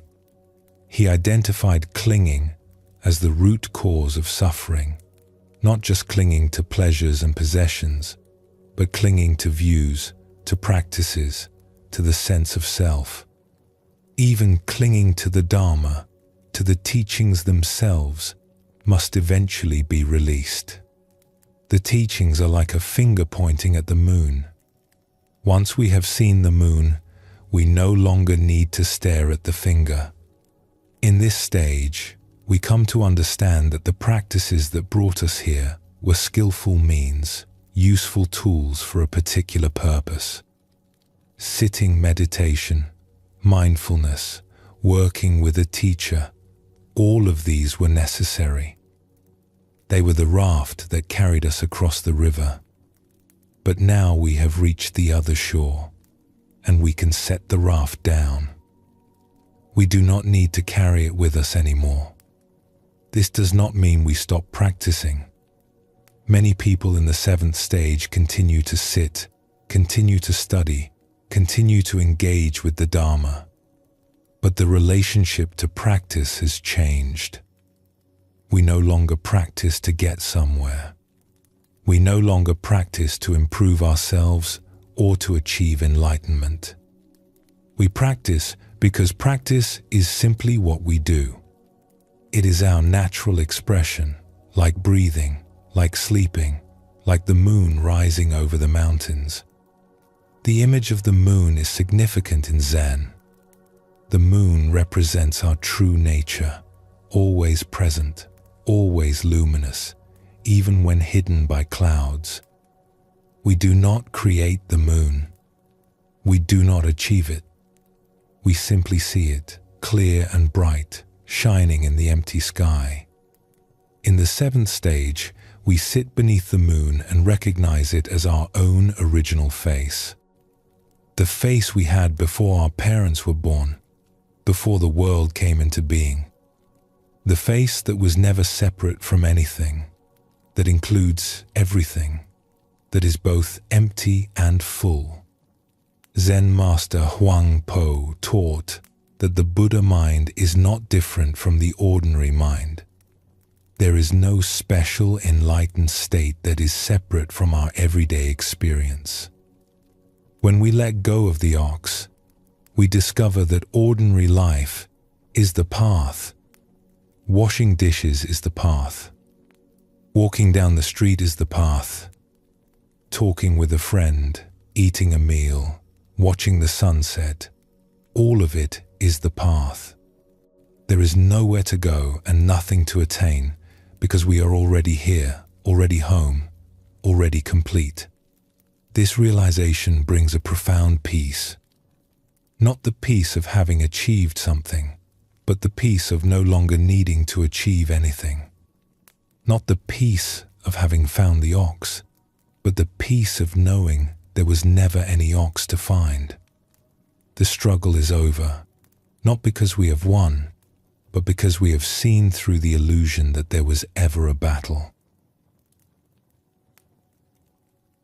Ren left the Temple of Still Water on a morning in early autumn, when the first cool winds were beginning to blow down from the mountains. He had said his goodbyes the night before. Master Sun had given him a small bundle of rice and vegetables for the journey, along with the old bamboo flute he had found in the storage room. "It has found its player," Sun had said. "Take it with you."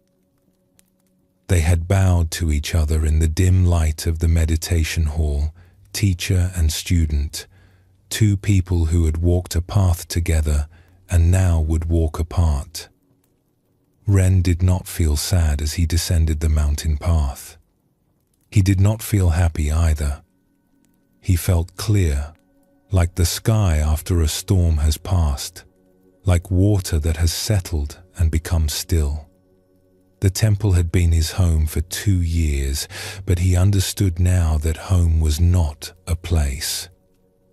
Home was something he carried within him, something that could not be left behind. The path down was easier than the path up had been.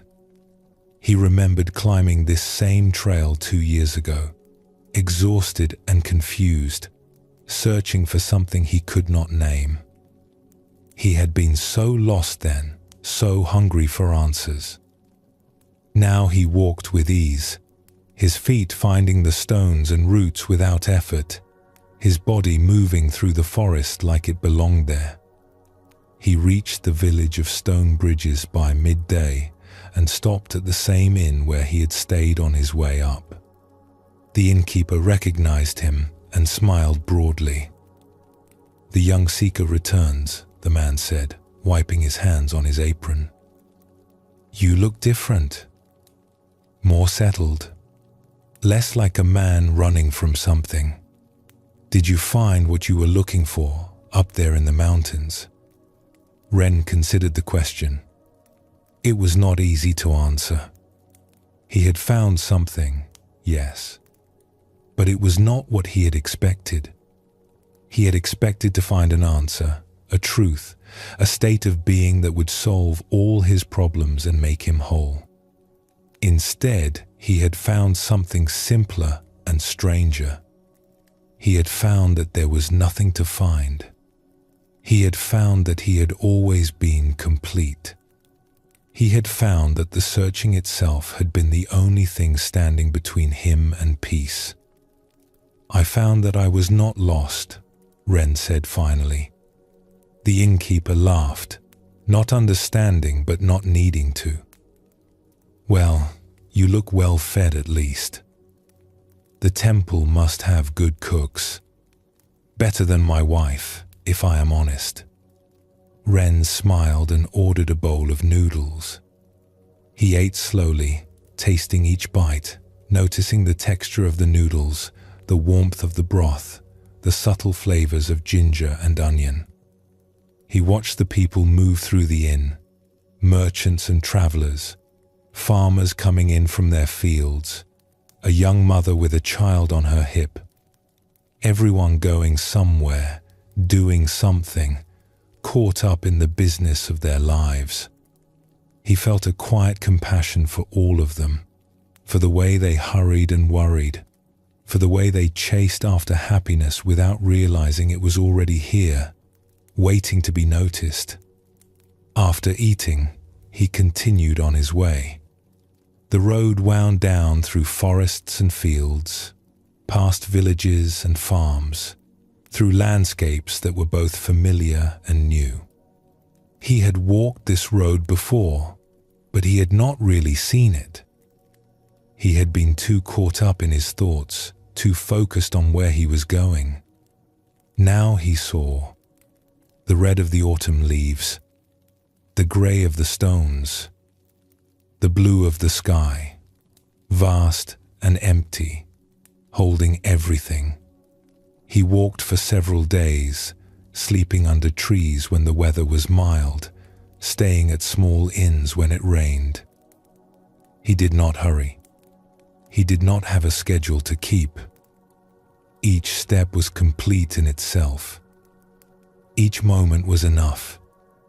One evening, as he sat by a small stream, watching the water flow over the rocks, he thought about the ox. For so long, he had been focused on catching it, taming it, riding it home. It had been his constant companion, his project, his purpose. The ox had given shape to his journey, something to aim for, something to measure his progress against. But now, sitting by this stream, with the evening light turning golden on the water, he realized he had not thought about the ox in days. It had slipped away without him noticing, like a dream fading upon waking, like mist burning off in the morning sun. Where had it gone? He looked around, half expecting to see it standing in the shadows beneath the trees, watching him with those calm eyes. But there was nothing. Just the stream flowing endlessly over the rocks. Just the trees with their leaves beginning to turn. Just the darkening sky and the first stars beginning to appear, one by one, like old friends arriving for a gathering. And then he understood. The ox had not gone anywhere. It had never been separate from him. It was the stream, this very stream, flowing without effort, without destination. It was the trees, standing patient and still, their roots drinking deep from the earth. It was the sky and the stars and the cool evening air filling his lungs. It was his own breath, rising and falling without his having to do anything. It was his own heartbeat, steady and faithful, marking the rhythm of his life. It was his own awareness, watching itself, knowing itself, needing nothing outside itself to be complete. He laughed out loud, startling a bird from a nearby bush. The bird flew up into the darkening sky, and Wren watched it go, still laughing. All that searching, all that effort, and the whole time he had been sitting in the middle of what he was looking for. He took out his flute and began to play. The melody that arose was simple and unhurried, matching the flow of the stream, the rustle of the leaves, the rhythm of the evening. He was not trying to play anything in particular. He was just letting the music come, letting it express something that could not be put into words. As he played, he felt a deep gratitude arise. Gratitude for the path that had brought him here. Gratitude for his father, whose death had set him on this journey. Gratitude for his mother, waiting for him in the village, not knowing that her son was on his way home. He played until the stars filled the sky, until the stream was just a sound in the darkness, until the music faded into silence. Then he put the flute away and lay down on the soft grass, looking up at the vast expanse above him. There was nothing to achieve, nothing to become, nothing to hold on to. Just this, just here, just the stars and the stream and the cool grass beneath his back. He closed his eyes and slept deeply and peacefully, without dreams. The next morning, he woke with the sun and continued on his way. The road was beginning to look familiar now. He recognized the shape of certain hills, the curve of certain rivers. He was getting close to home, but the word home no longer meant what it once did. It was not just a village, a farm, a place where his mother waited. It was something vaster and simpler. It was the ground beneath his feet, wherever he stood. It was the sky above his head, wherever he walked. It was the present moment, fully lived, fully met, complete in itself. He thought about what he would say to his mother. How could he explain what had happened to him? How could he describe the journey he had taken, the ox he had caught and tamed and finally released? He did not have words for it. Perhaps he would not need words. Perhaps just being with her, present and clear, would be enough. As he walked, he noticed he was no longer thinking about the future. He was not planning what he would do when he arrived, not rehearsing conversations, not worrying about how things would go. He was simply walking. One step, then another. The road unfolding beneath him, the world unfolding around him, everything arising and passing away in its own time. This was freedom, he realized. Not freedom from anything, but freedom to be fully here, fully alive, without the burden of past and future. The ox was gone, and with it, all the weight he had been carrying. All the seeking, all the striving, all the desperate need to become something other than what he was. He was just Ren, just a man walking down a road in autumn, carrying a small bundle and a bamboo flute, going home to see his mother. Nothing special, nothing extraordinary.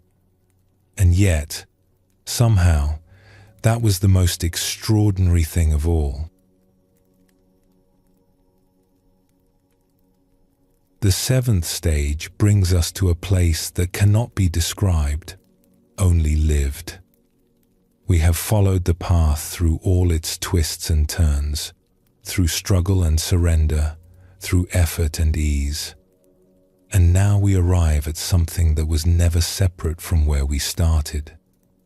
The journey, we discover, was always a journey home to ourselves.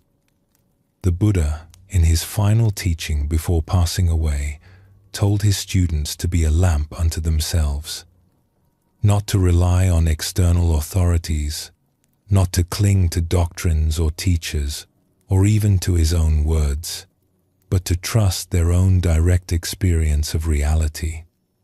This is what the seventh stage asks of us. We let go of everything we have learned, not because it was wrong, but because we no longer need it in the same way. We have internalized the teachings so completely that they have become invisible, like the air we breathe, like the ground we walk on. Zen master Linji said, "If you meet the Buddha on the road, kill him." This shocking statement points to the same truth. As long as we are looking for the Buddha outside ourselves, as long as we think enlightenment is something possessed by special people in special places, we are missing the point. The Buddha is not someone to meet. The Buddha is what we are when we stop pretending to be something else. The ox is not something to catch. The ox is what has always been here, hiding in plain sight, waiting for us to stop searching long enough to see it. There is a teaching in the Prajnaparamita Sutras that says, "Form is emptiness and emptiness is form." For a long time on the path, we learn to see through form, to recognize that things are not as solid and separate as they appear. But in this stage, we complete the circle. We see that emptiness is not somewhere else, not a special state apart from ordinary life. Emptiness is right here, in this cup of tea, in this conversation, in this breath. The sacred is not separate from the ordinary. It is the ordinary seen clearly. In this stage, we discover a peace that does not depend on anything. Not on our practice, not on our understanding, not on our circumstances. It is the peace of simply being, without conditions, without requirements. We sit outside our hut and watch the moon rise over the mountains, and we need nothing more. The moon is enough. The sky is enough. This moment, just as it is, with all its imperfections and uncertainties, is enough. This is not the end of the path. There are still stages ahead, still deeper realizations, still ways in which life will continue to unfold and teach us. But something fundamental has been resolved. The great search is over. Not because we found what we were looking for, but because we found that we were never really lost. We were always home. We just did not know it. Rest here for a moment. Feel what it is like to need nothing. Feel what it is like to be complete, just as you are, in this moment, with things exactly as they are. There is nothing you need to fix, nothing you need to achieve, nothing you need to become. You are already what you have always been seeking. The ox is gone, and everything remains. Pause for a moment before we continue together.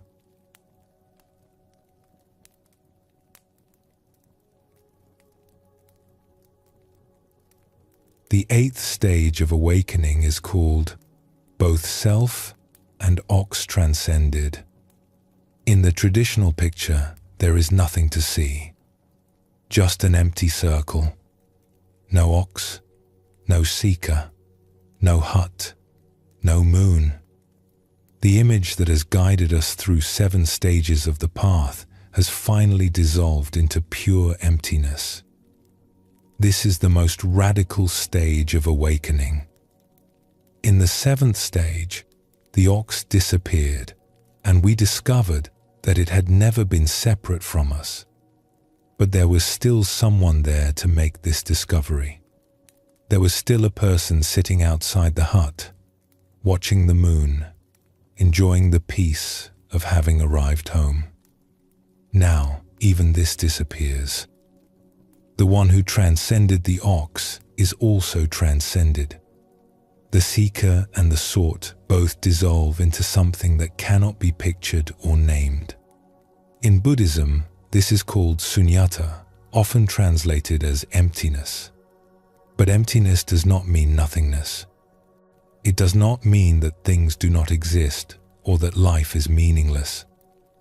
Rather, it points to the true nature of all things, which is that they have no fixed, separate, independent existence. Everything arises in dependence on everything else. Nothing stands alone. When we look deeply into any phenomenon, we find that it is empty of a separate self, empty of boundaries, empty of the solidity we usually attribute to it. This is not a loss. It is the discovery of something far more wondrous than solidity could ever be. The Buddha taught that this emptiness is not something to be feared. It is actually the source of all freedom. As long as we believe in solid, separate things, including a solid, separate self, we are trapped. We grasp at what we want and push away what we do not want. We build walls around ourselves and defend them fiercely against the world. But when we see through the illusion of separateness, the walls come down. We discover that we were never separate from anything. The universe is not something we live in. It is something we are. The self we spent so much energy defending was never really there in the first place, at least not in the way we imagined. This can sound frightening to the mind. If there is no self, who am I? If everything is empty, what is the point of anything? But these questions arise from misunderstanding. Emptiness does not negate our experience. It liberates it. We still eat breakfast, still talk with friends, still feel joy and sorrow, still love and grieve and hope. but we hold it all more lightly. We are no longer fighting to protect a self that does not exist. We are no longer struggling to make permanent what is inherently impermanent. We can finally relax into the flow of things as they are. The great Buddhist philosopher Nagarjuna dedicated his life to exploring the nature of emptiness. He showed that emptiness itself is empty. We cannot make a thing out of it, cannot cling to it, cannot use it as a new foundation for the self. Even the concept of emptiness must be released. This is what the 8th stage points to.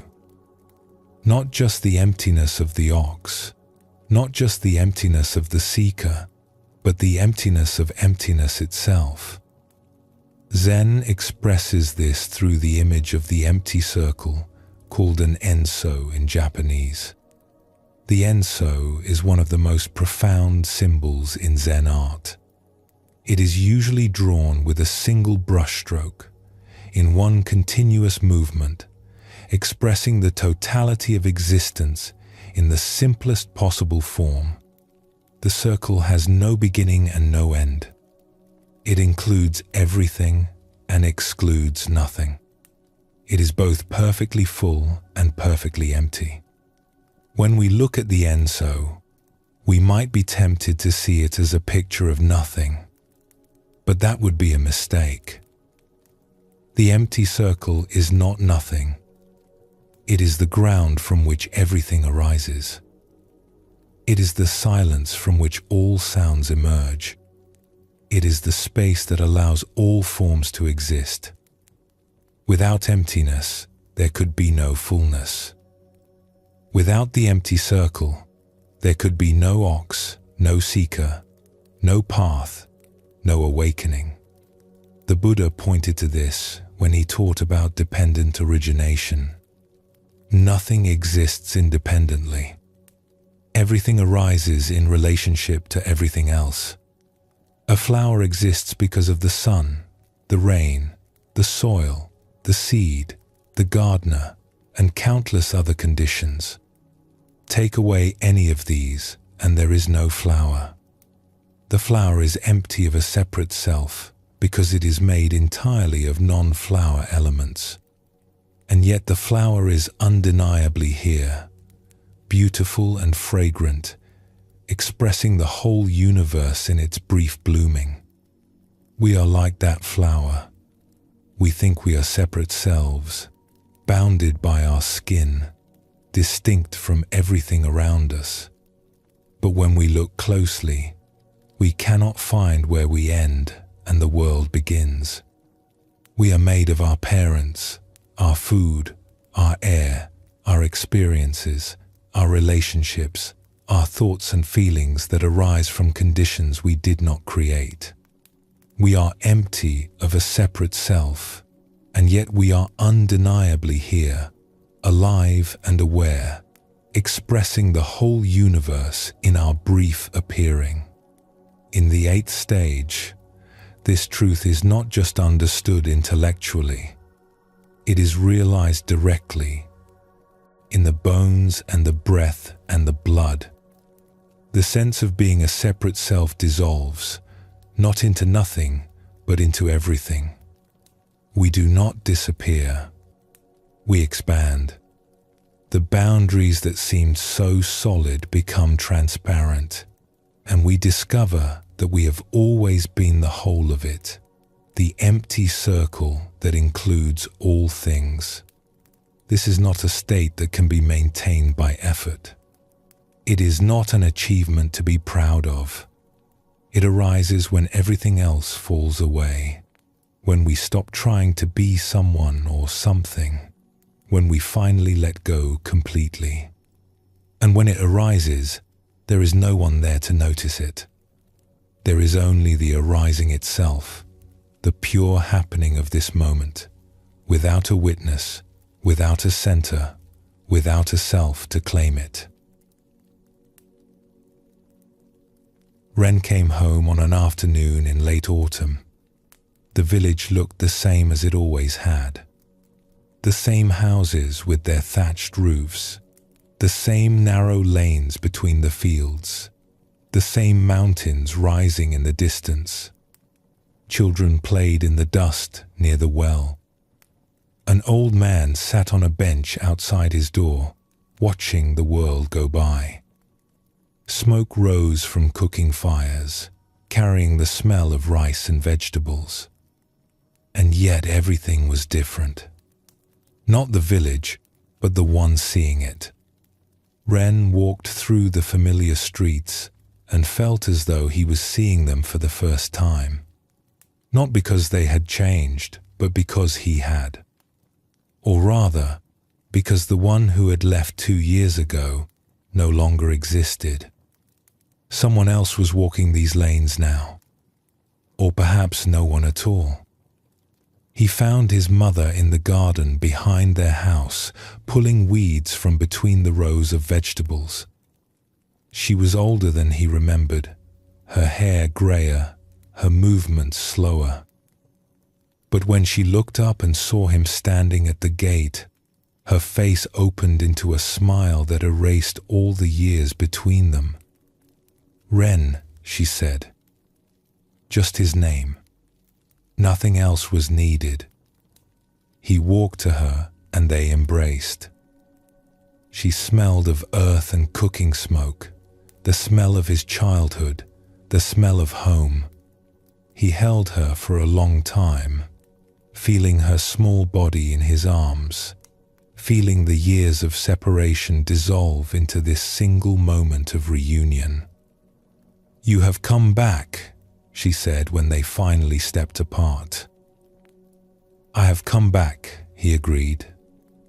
She looked at him closely, the way she used to look at him when he was a boy and had done something she did not quite understand. "You are different," she said. "Something has changed in you. I can see it in your eyes." Ren did not know what to say. How could he explain what had happened? How could he put into words the journey he had taken, the ox he had sought and found and lost, the self that had dissolved somewhere on the road between the temple and here? "I went looking for something," he said finally. "And I found it. Or maybe I found that there was nothing to find. I am not sure I can explain it." His mother nodded slowly. She did not ask for more explanation. Perhaps she understood that some things cannot be explained, only lived. Perhaps she had her own wisdom, gathered over decades of planting and harvesting, of watching things grow and die and grow again. "Come inside," she said. "You must be hungry. I will make you something to eat." They walked into the house together. It was smaller than Ren remembered and darker, but it felt right. It felt like exactly where he was supposed to be. He sat at the low table where he had eaten thousands of meals as a child and watched his mother move around the kitchen, preparing rice and vegetables, heating water for tea. "I thought about you every day," she said without turning around. "I wondered where you were, what you were doing, if you were safe, if you were happy." "I thought about you too," Ren said. "I wanted to come back sooner, but I was not ready." "And now you are ready?" Ren considered the question. Was he ready? He did not feel ready for anything in particular. He did not feel like he had completed something or achieved something. He just felt empty, in the best possible way. Empty of striving, empty of seeking, empty of the need to be anywhere other than where he was. "I do not know if ready is the right word," he said. "I just knew it was time." His mother brought the food to the table and sat across from him. They ate in silence for a while, the comfortable silence of two people who do not need to fill the space with words. Outside, the afternoon light was fading, turning golden, then orange, then grey. "Your father would be proud of you," she said eventually. Ren felt something move in his chest, a wave of emotion that rose and fell like breath. His father. He had not thought about him directly in a long time, but he realized now that his father had been with him the whole journey. The walking stick he still carried, the grief that had set him on the path, the love that had never disappeared, only transformed. "I miss him," Ren said. "I miss him too. Every day, every morning when I wake up and reach across the bed and he is not there.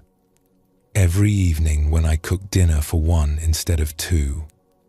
His mother's eyes were bright with tears, but she was smiling through them, a smile that held both sorrow and something else, something like peace.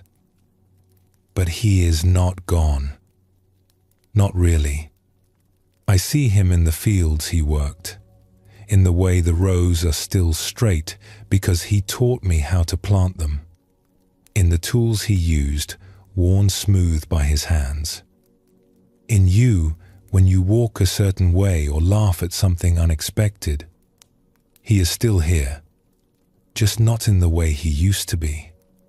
Ren understood what she meant. Not as a concept or a comforting thought, but as a living truth he could feel in his body. His father was empty of a separate self, just like everything else.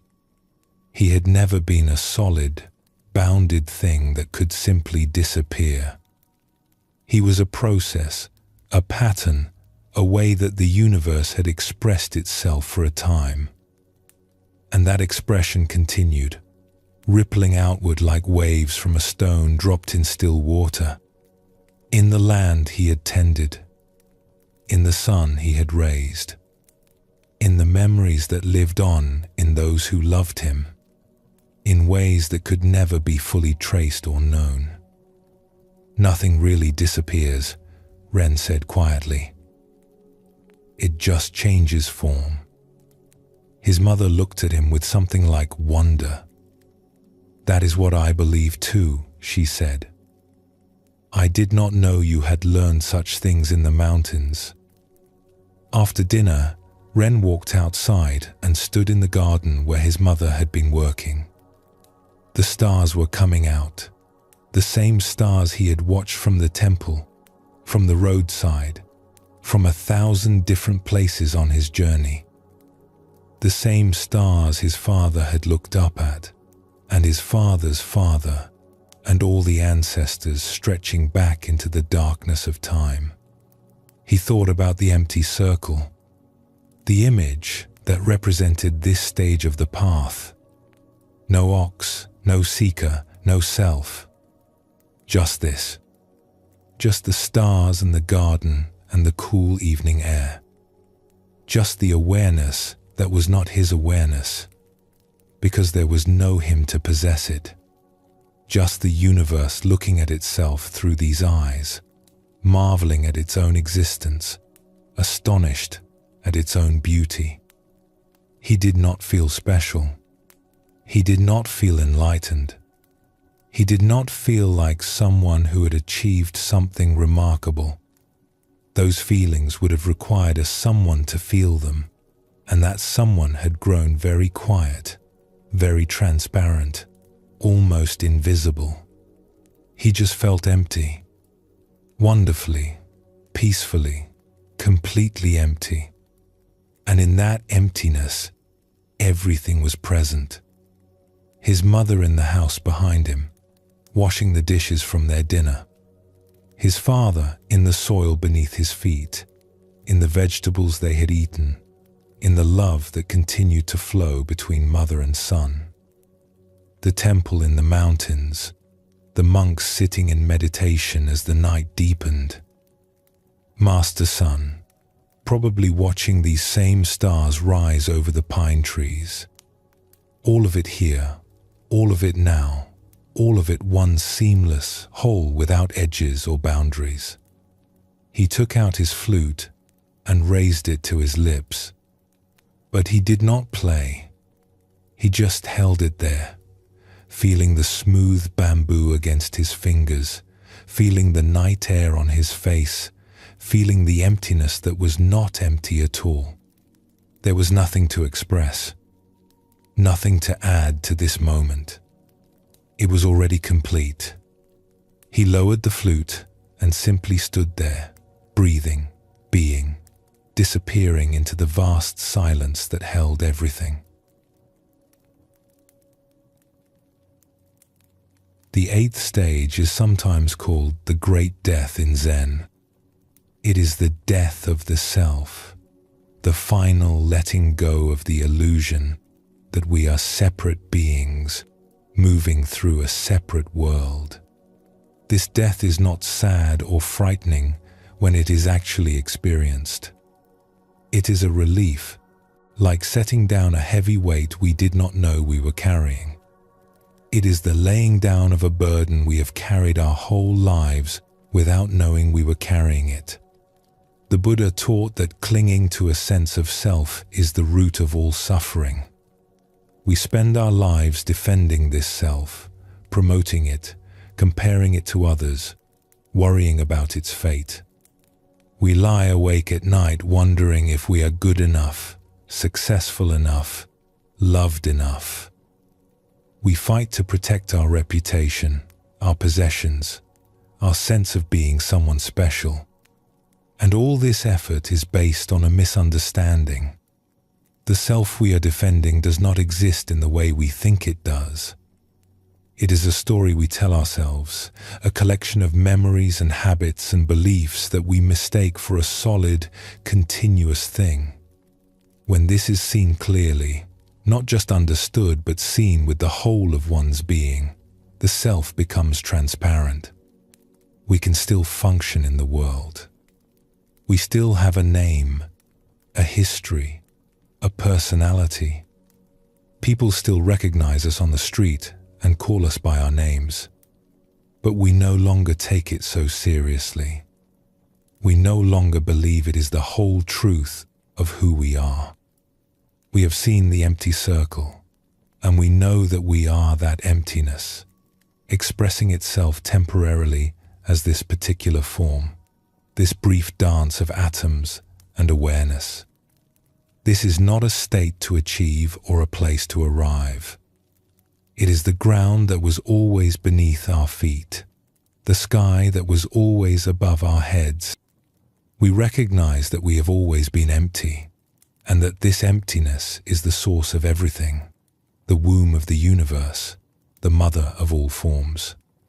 The empty circle holds everything, your joys and sorrows, your seeking and finding, your life and death, all of it arising from emptiness, dancing for a while in the light of awareness, returning to emptiness when its time is done.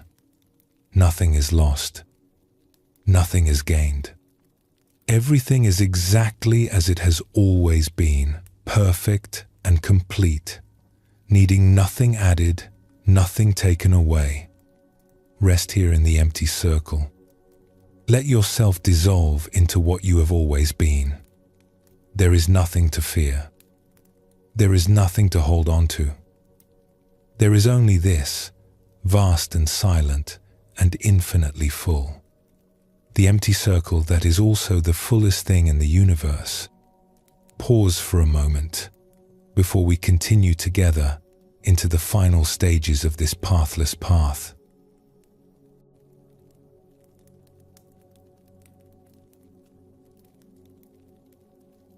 The ninth stage of awakening is called reaching the source.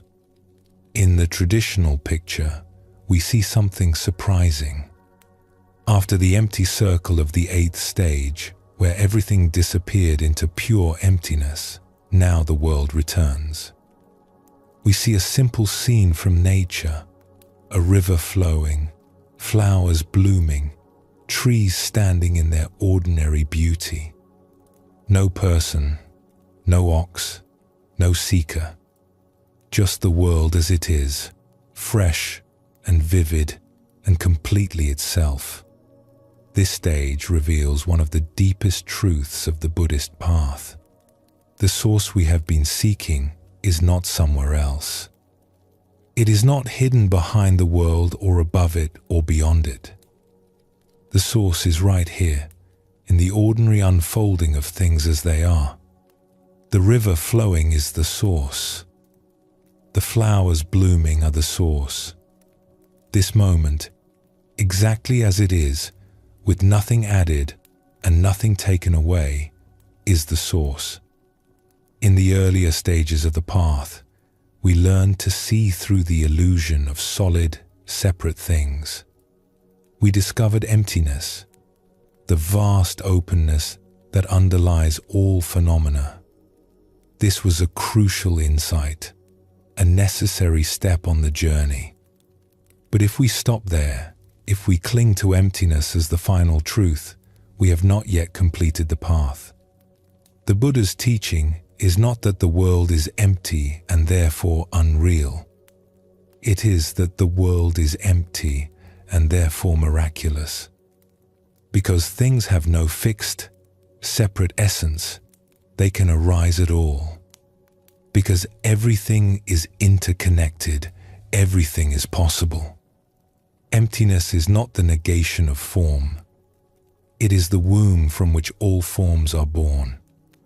The great Buddhist text, called the Heart Sutra, puts it simply: form is emptiness, and emptiness is form. In the 8th stage, we realized the first part of this teaching. We saw that form is emptiness, that all things are without inherent existence, that even the self we took to be so solid is transparent and groundless. This was the great death, the dissolution of the seeker into the vast empty circle. But now, in the 9th stage, we realize the second part. Emptiness is form. The void is not void. It is full, overflowing, bursting with life. The source we sought is pouring itself out in every direction, becoming rivers and mountains and clouds and people, becoming this very moment in all its ordinary wonder. There is a famous Zen saying about the stages of practice. Before I studied Zen, mountains were mountains and rivers were rivers. While I was studying Zen, mountains were no longer mountains and rivers were no longer rivers. But after I had studied Zen for many years, mountains were once again mountains and rivers were once again rivers. This saying captures the journey we have been on. In the beginning, we took the world at face value.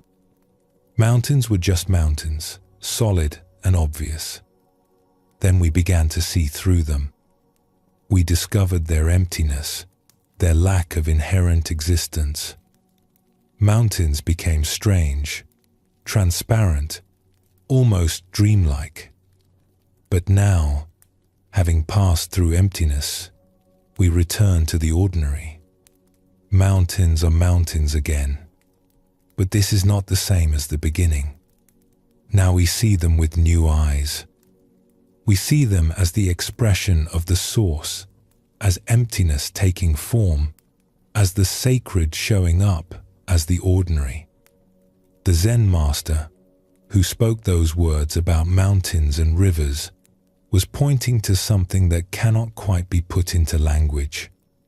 The third seeing is not the same as the first seeing, even though they look identical from the outside.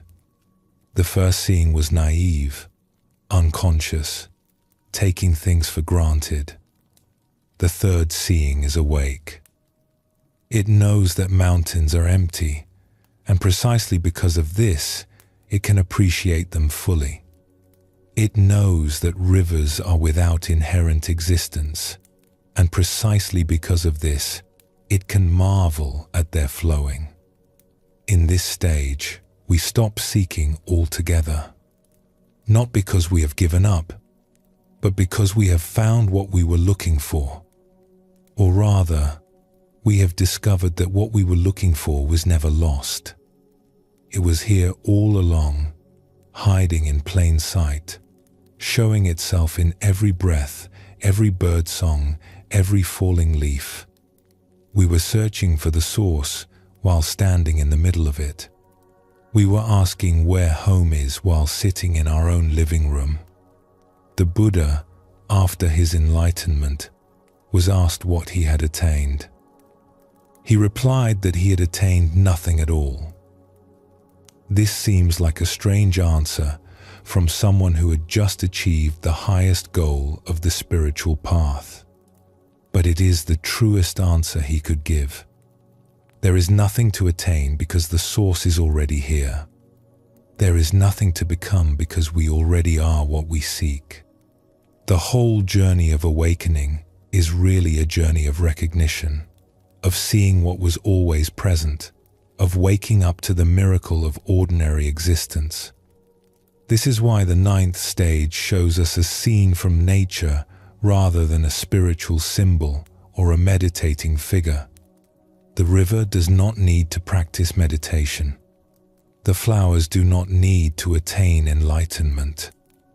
They are already expressing the source perfectly, just by being what they are.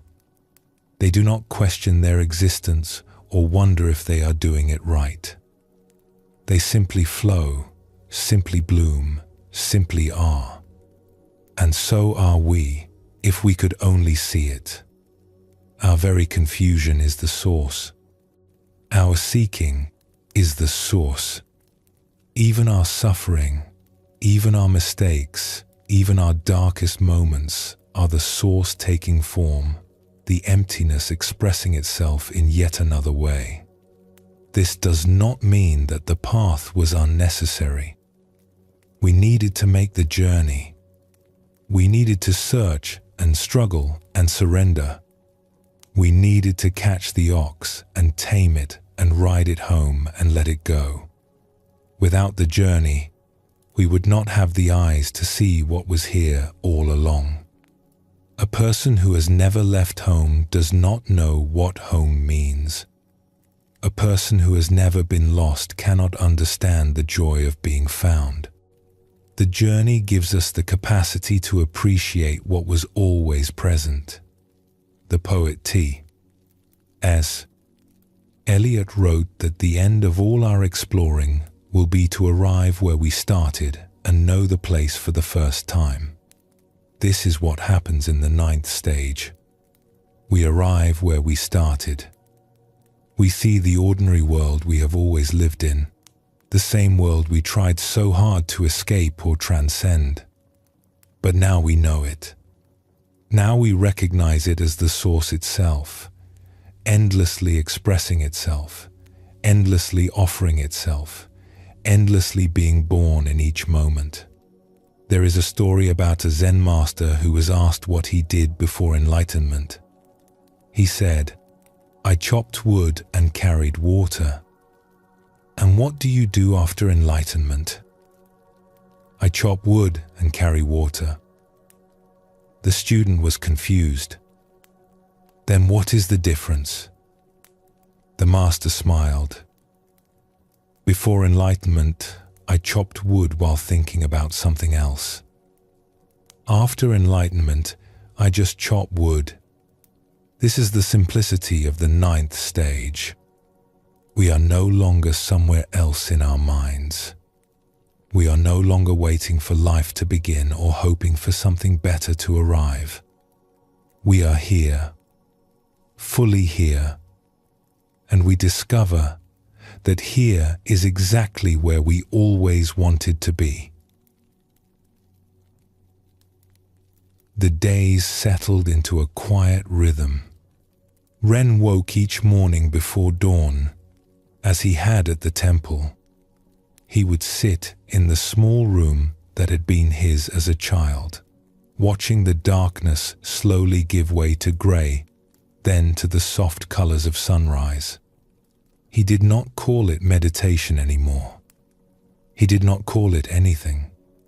He just sat, breathing, being present to whatever arose. Then he would go outside and work. There was much to do. The farm had suffered during the years of his absence. His mother had done her best, but she was not as strong as she once was, and some fields had gone untended. Weeds had grown up between the rows. Fences had fallen into disrepair. The irrigation channels were clogged with debris. Ren threw himself into the work, not with the desperate energy of someone trying to escape himself, as he might have done in the past. With a quiet joy, he cleared the weeds and felt the soil in his hands. He repaired the fences and felt the wood smooth under his palms. He dug out the irrigation channels and watched the water begin to flow again, clear and cold from the mountain springs. His mother watched him with wonder.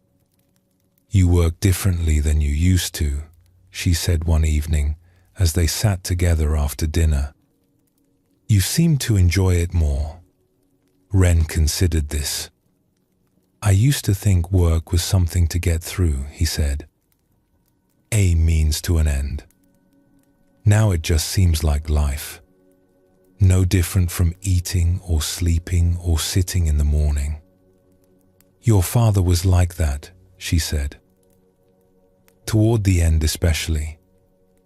He would spend hours in the fields and come home tired but happy. I asked him once what he thought about while he worked.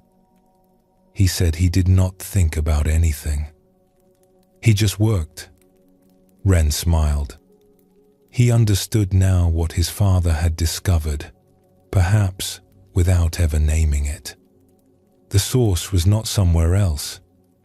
It was here, in the work itself, in the soil and the water and the growing things. You did not need to go to a temple to find it. You did not need to sit in meditation for hours. You just needed to be present, fully present, to whatever was in front of you. The seasons turned.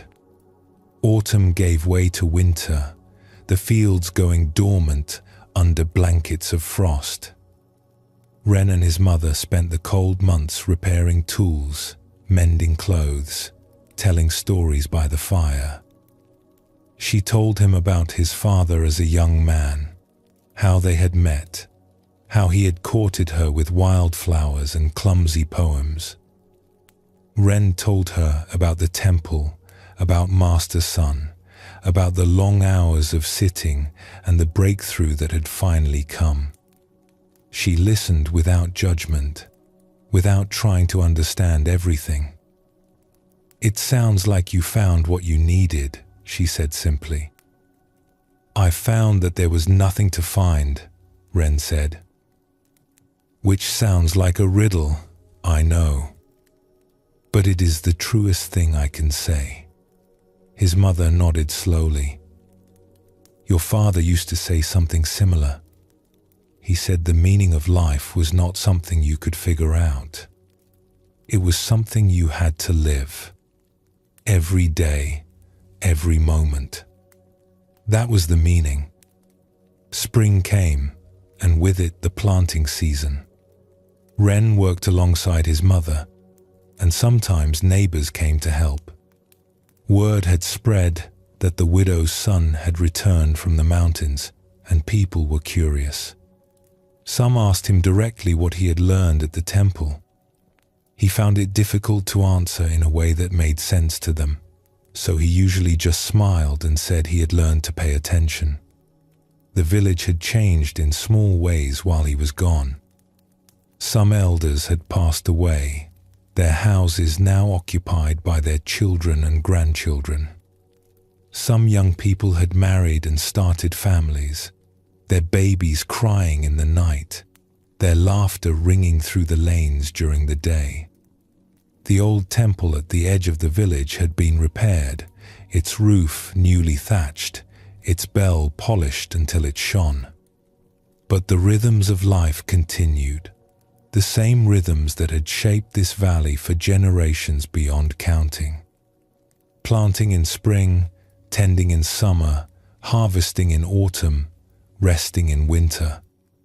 Birth and death, joy and sorrow, the endless turning of the wheel. One afternoon, while taking a break from planting, Ren walked to the edge of the fields and looked out at the mountains in the distance.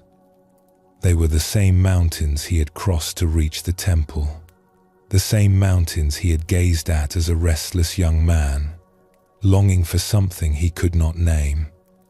He remembered standing in almost this exact spot years ago, feeling like his life was incomplete, like the answer to all his questions was waiting somewhere on the other side of those blue peaks. They looked different now, not because they had changed, but because he had. Before, the mountains had seemed like a barrier, something to be crossed in order to reach somewhere better. Now they just looked like mountains, beautiful in their own right. Part of the landscape he called home. He realized he had stopped dividing the world into sacred and ordinary. The temple had been a sacred place, yes, but so was this field. So was his mother's kitchen. So was the path where children played and old men sat in the sun. Every place was the source, expressing itself in its own way. Every moment was an invitation to wake up. A butterfly landed on a nearby flower, its wings opening and closing slowly. Ren watched it without thinking anything in particular. Just watching. Just being present to this small miracle of color and movement. The butterfly flew away, and Ren returned to work. That evening, as the sun set over the mountains, Ren took out his flute and played. He sat on a low wall at the edge of the garden, and the melody that emerged was different from what he had played before. Simpler, closer to silence. It followed the rhythm of his breath, the rhythm of the fading light, the rhythm of the evening settling over the valley. His mother came out and listened for a while. When he finished, she said nothing. She just stood there, looking at the mountains, looking at the sky, looking at her son who had gone away and come back changed. "The flowers are blooming early this year," she said finally. "Yes," Ren said. "They are beautiful. Your father planted those. The ones by the fence. He said they would come back every spring, long after he was gone." Ren looked at the flowers, red and orange in the fading light. His father's hands had planted them. His father's love had tended them. And here they were, still blooming, still offering their beauty to anyone who cared to notice. "Thank you," Ren said quietly. He was not sure if he was thanking his mother, or his father, or the flowers themselves, or something larger that included all of them. His mother touched his shoulder gently. "Come inside," she said. "Dinner is almost ready." They walked into the house together, leaving the flowers to bloom in the darkness, leaving the mountains to stand in their ancient silence, leaving the source to continue its endless unfolding without any need for witnesses. The ninth stage teaches us that there is nowhere to arrive because we have never left. The source we sought through all our searching and struggling was here from the very beginning. It was here before we started the path, and it is here now that the path has dissolved. It was never hidden. We were simply looking in the wrong direction, searching in distant mountains for what was growing in our own garden. The Buddha taught that nirvana is not somewhere else. It is not a place we go after we die, not a state we achieve after years of practice, not a reward waiting for us at the end of a long and difficult journey. Nirvana is here and now, in the midst of ordinary life, available to anyone who has eyes to see it. The difference between samsara, the world of suffering, and nirvana, the world of peace, is not a difference of place or time. It is a difference of seeing. When we see clearly, this very world is nirvana. When we see through the lens of craving and aversion, this very world is samsara. Nothing changes except our perception. The flowers are the same flowers. The river is the same river. Only the eyes that see them have been transformed. This is a difficult teaching, and it can be easily misunderstood. It does not mean that suffering is not real, or that we should not try to help those who are in pain. It means that the source of peace is not somewhere else, waiting to be found. It is here, in this breath, in this step, in this ordinary moment of being alive. The Zen master Layman Pang, after years of practice, said that his supernatural power and marvelous activity was simply drawing water and carrying firewood. This was not false modesty. It was the deepest truth. When we are awake, the most ordinary activities are miraculous. Drawing water, we draw the whole universe. Carrying firewood, we carry the source itself.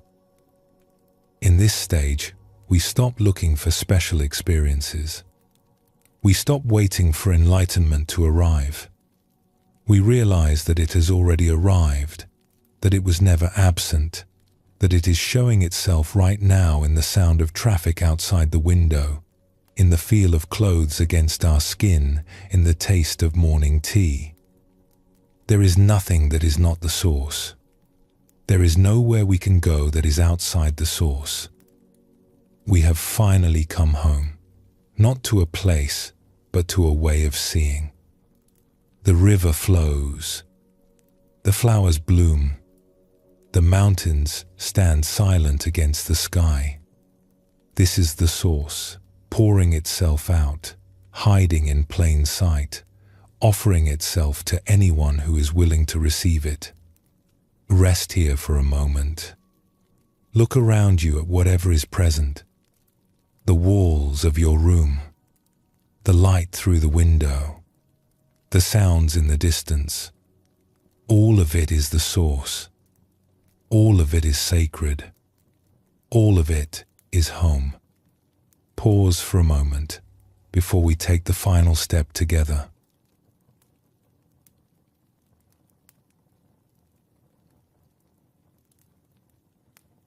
The 10th and final stage of awakening is called return to society. In the traditional picture, we see a figure that might surprise us after all we have been through. It is not a serene monk in robes, not a sage sitting in perfect meditation. It is an ordinary person, perhaps a bit ragged, barefoot and simple, walking into a village with a warm smile. In some versions of the picture, this figure carries a sack over one shoulder, ready to offer gifts to whoever they meet. They are entering the marketplace, mingling with the people of the world. This is how the path of awakening ends. Not in retreat from the world, but in full engagement with it. Not in transcendence above ordinary life, but in complete immersion within it. The seeker who began the journey lost and confused has become someone utterly simple, utterly present, utterly available to whatever life brings. The Buddha himself modeled this return. After his enlightenment under the Bodhi tree, he did not remain in solitary bliss. He got up, walked back into the world, and spent the remaining 45 years of his life teaching, helping, and being with people from all walks of life. Kings and beggars, scholars and farmers, saints and sinners. He met them all with the same open presence. He did not hold himself above anyone. He did not claim special status. He simply offered what he had found to anyone who was ready to receive it. This is the final fruit of awakening. A life lived in service, not from obligation or duty, but from the natural overflow of compassion that arises when the self has become transparent. When we no longer defend and protect a separate self, we naturally turn toward others. Their suffering becomes our concern. Their joy becomes our joy. The boundaries that once divided us from the world have dissolved, and what remains is love, simple and unconditional, flowing wherever it is needed. Zen tradition speaks of this stage through the image of Hote, the laughing Buddha. Hote was not a monk in a monastery. He was a wanderer, a bit eccentric, who roamed from village to village with his sack of gifts, playing with children, laughing with shopkeepers, bringing joy wherever he went. He did not preach or teach in any formal way. His very presence was the teaching. His laughter was the Dharma. People felt lighter just being around him, without knowing why. This is what it means to return to society. We do not return as teachers or gurus, claiming authority and gathering followers. We return as ordinary people, indistinguishable from anyone else, yet somehow carrying a quality of presence that touches those around us. The Zen master's robe becomes work clothes. The meditation hall becomes the kitchen, the marketplace, the street corner. Every encounter becomes an opportunity to offer the gift of attention, of kindness, of being fully present. The Buddha said that an awakened person moves through the world like a lotus flower, which grows in muddy water but remains unstained. This does not mean avoiding the mud. It means being fully in the mud, fully engaged with the messiness and difficulty of human life, yet not being caught by it. We can be with suffering without being overwhelmed. We can face conflict without losing our peace. We can encounter hatred and respond with compassion, not because we are trying to be spiritual, but because compassion has become our natural response. There is a teaching in Zen about the difference between a person on the path and a person who has completed it. The person on the path is still working on themselves, still trying to improve, still efforting towards some goal. The person who has completed the path has nothing left to work on.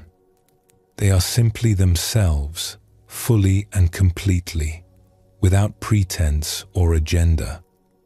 They have become, as the Buddha said, like little children. This comparison to children appears in many wisdom traditions. Children are simple. They do not calculate or strategize. They respond to each moment freshly, without the burden of past and future. They laugh easily and cry easily and move on easily. They are not trying to be anything other than what they are. This simplicity, this naturalness, this freedom from self-consciousness is what we return to in the 10th stage. Not a childishness that avoids responsibility, but a childlikeness that meets life with wonder and openness. Years passed. Ren's mother grew older, and eventually, peacefully, she died. He buried her beside his father in the small cemetery at the edge of the village where generations of his family rested. He stood by the grave and felt the sorrow move through him like weather, like clouds passing across the sky. He did not resist it. He did not cling to it. He simply let it be what it was, and in time, it softened into something gentler, something that felt more like gratitude than grief. He continued to work the farm, though he needed less now that he was alone. He grew vegetables and shared them with neighbors. He kept the irrigation channels clear so that water flowed to everyone's fields. He mended fences, not just his own, but anyone's that needed mending. He became known in the village as someone you could count on, someone who would show up when help was needed, someone who seemed to have all the time in the world. Children loved him. They would find him in the fields or by the river and ask him to play, and he always said yes. He would make them toys from sticks and leaves, tell them stories he half remembered and half invented, chase them through the lanes until everyone collapsed laughing. Their parents watched with a mixture of amusement and something like wonder. There was something about Ren that they could not quite name. A lightness, a presence, a way of being fully there that made everyone around him feel more fully there too. Sometimes travelers would pass through the village, and some of them would seek Ren out. Word had spread, somehow, that there was a man here who had studied at a mountain temple, who had found something worth finding. They would ask him questions about enlightenment, about the meaning of life, about how to find peace. Ren would listen to their questions carefully. Then, more often than not, he would offer them tea. Or he would ask about their journey, where they had come from, what they had seen along the way. Or he would simply sit with them in silence, watching the clouds drift across the sky. But what is the secret? They would sometimes press, "What did you learn in the mountains?" Ren would smile at this. "I learned that there is no secret," he would say. "I learned that everything you are looking for is already here. I learned that the most ordinary things are the most sacred, and that the meaning of life is to live it." This answer usually disappointed them. They wanted something more dramatic, more mysterious. They wanted techniques and practices and stages of attainment. They wanted to know that they were special, that their seeking made them different from ordinary people. They wanted the secret handshake that would admit them into the club of the enlightened. But some of them heard something in Ren's simple words, something that resonated deeper than philosophy, deeper than words themselves. They would look at him, at the way he sat so easily, at the peace in his eyes, at the way he seemed to have nowhere else to be and nothing else to do, and something would shift in them. Not a big shift, just a small opening, a crack in the shell of their seeking. And that was enough. That was the seed. That was the gift Ren had to offer, the same gift Master Soen had offered him, the same gift the old woman by the stream had offered him, the same gift that has been passed down through countless generations of ordinary people who found the extraordinary hiding in the ordinary. One evening, a young man came to see him. The young man reminded Ren of himself, long ago. The same restlessness in his eyes, the same hunger for something he could not name. "I want to find what you found," the young man said. "Will you teach me?" Ren looked at him for a long moment. He remembered Master Soen, the day he had arrived at the temple gate, lost and grieving. He remembered the old woman by the stream who had pointed him toward the mountains.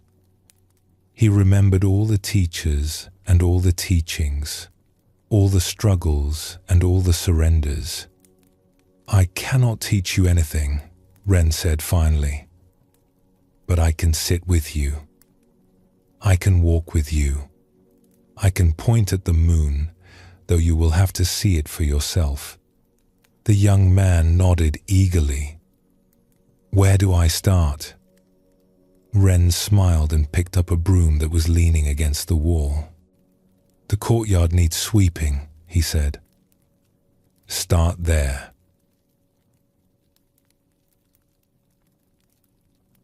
The 10th stage has no ending because it is not a stage at all. It is simply life, lived fully, offered freely. The one who returns to society does not think of themselves as awakened or enlightened. Those words have lost their meaning. There is just this moment, this person in front of them, this task at hand. There is just the endless opportunity to be kind, to be present, to be of service. The Buddha was once asked to summarize his teaching in a single phrase. He said, "I teach suffering and the end of suffering." But by the 10th stage, even this teaching has been absorbed and released. There is no more teaching, no more learning, no more path. There is just a person walking through the world with empty hands and an open heart, meeting each moment as it comes. Zen Master Yunmen said, "Every day is a good day." This is the spirit of the 10th stage. Not because every day is pleasant or easy, but because every day is an opportunity to wake up, to give, to love. Even difficult days, even days of loss and pain. Every day is a good day because every day is life offering itself to us, and we are finally simple enough to receive it. The journey that began with confusion and longing ends with simplicity and peace. The seeker who searched so desperately for the ox discovers that they have become the ox, or rather, that they were always the ox, that there was never any separation. And now, having nothing left to seek, they are free to give, free to serve, free to walk into the marketplace with a smile and a sack of gifts, bringing joy to everyone they meet. This is the completion of the path. Not an ending, but a beginning. Not an achievement, but a release. The 10 stages of awakening lead us back to where we started, to ordinary life, to this moment, to here and now. And we discover that here and now is the most extraordinary place in the universe. It always was. We just needed to take the long journey to find out. The path is complete, and the path continues. Every step you take is the path. Every breath you breathe is the teaching. Every person you meet is the Buddha, waiting to be recognized. Go gently. Go simply. Go with an open heart. Sleep well, and thank you for joining us here at Sleepy Monk.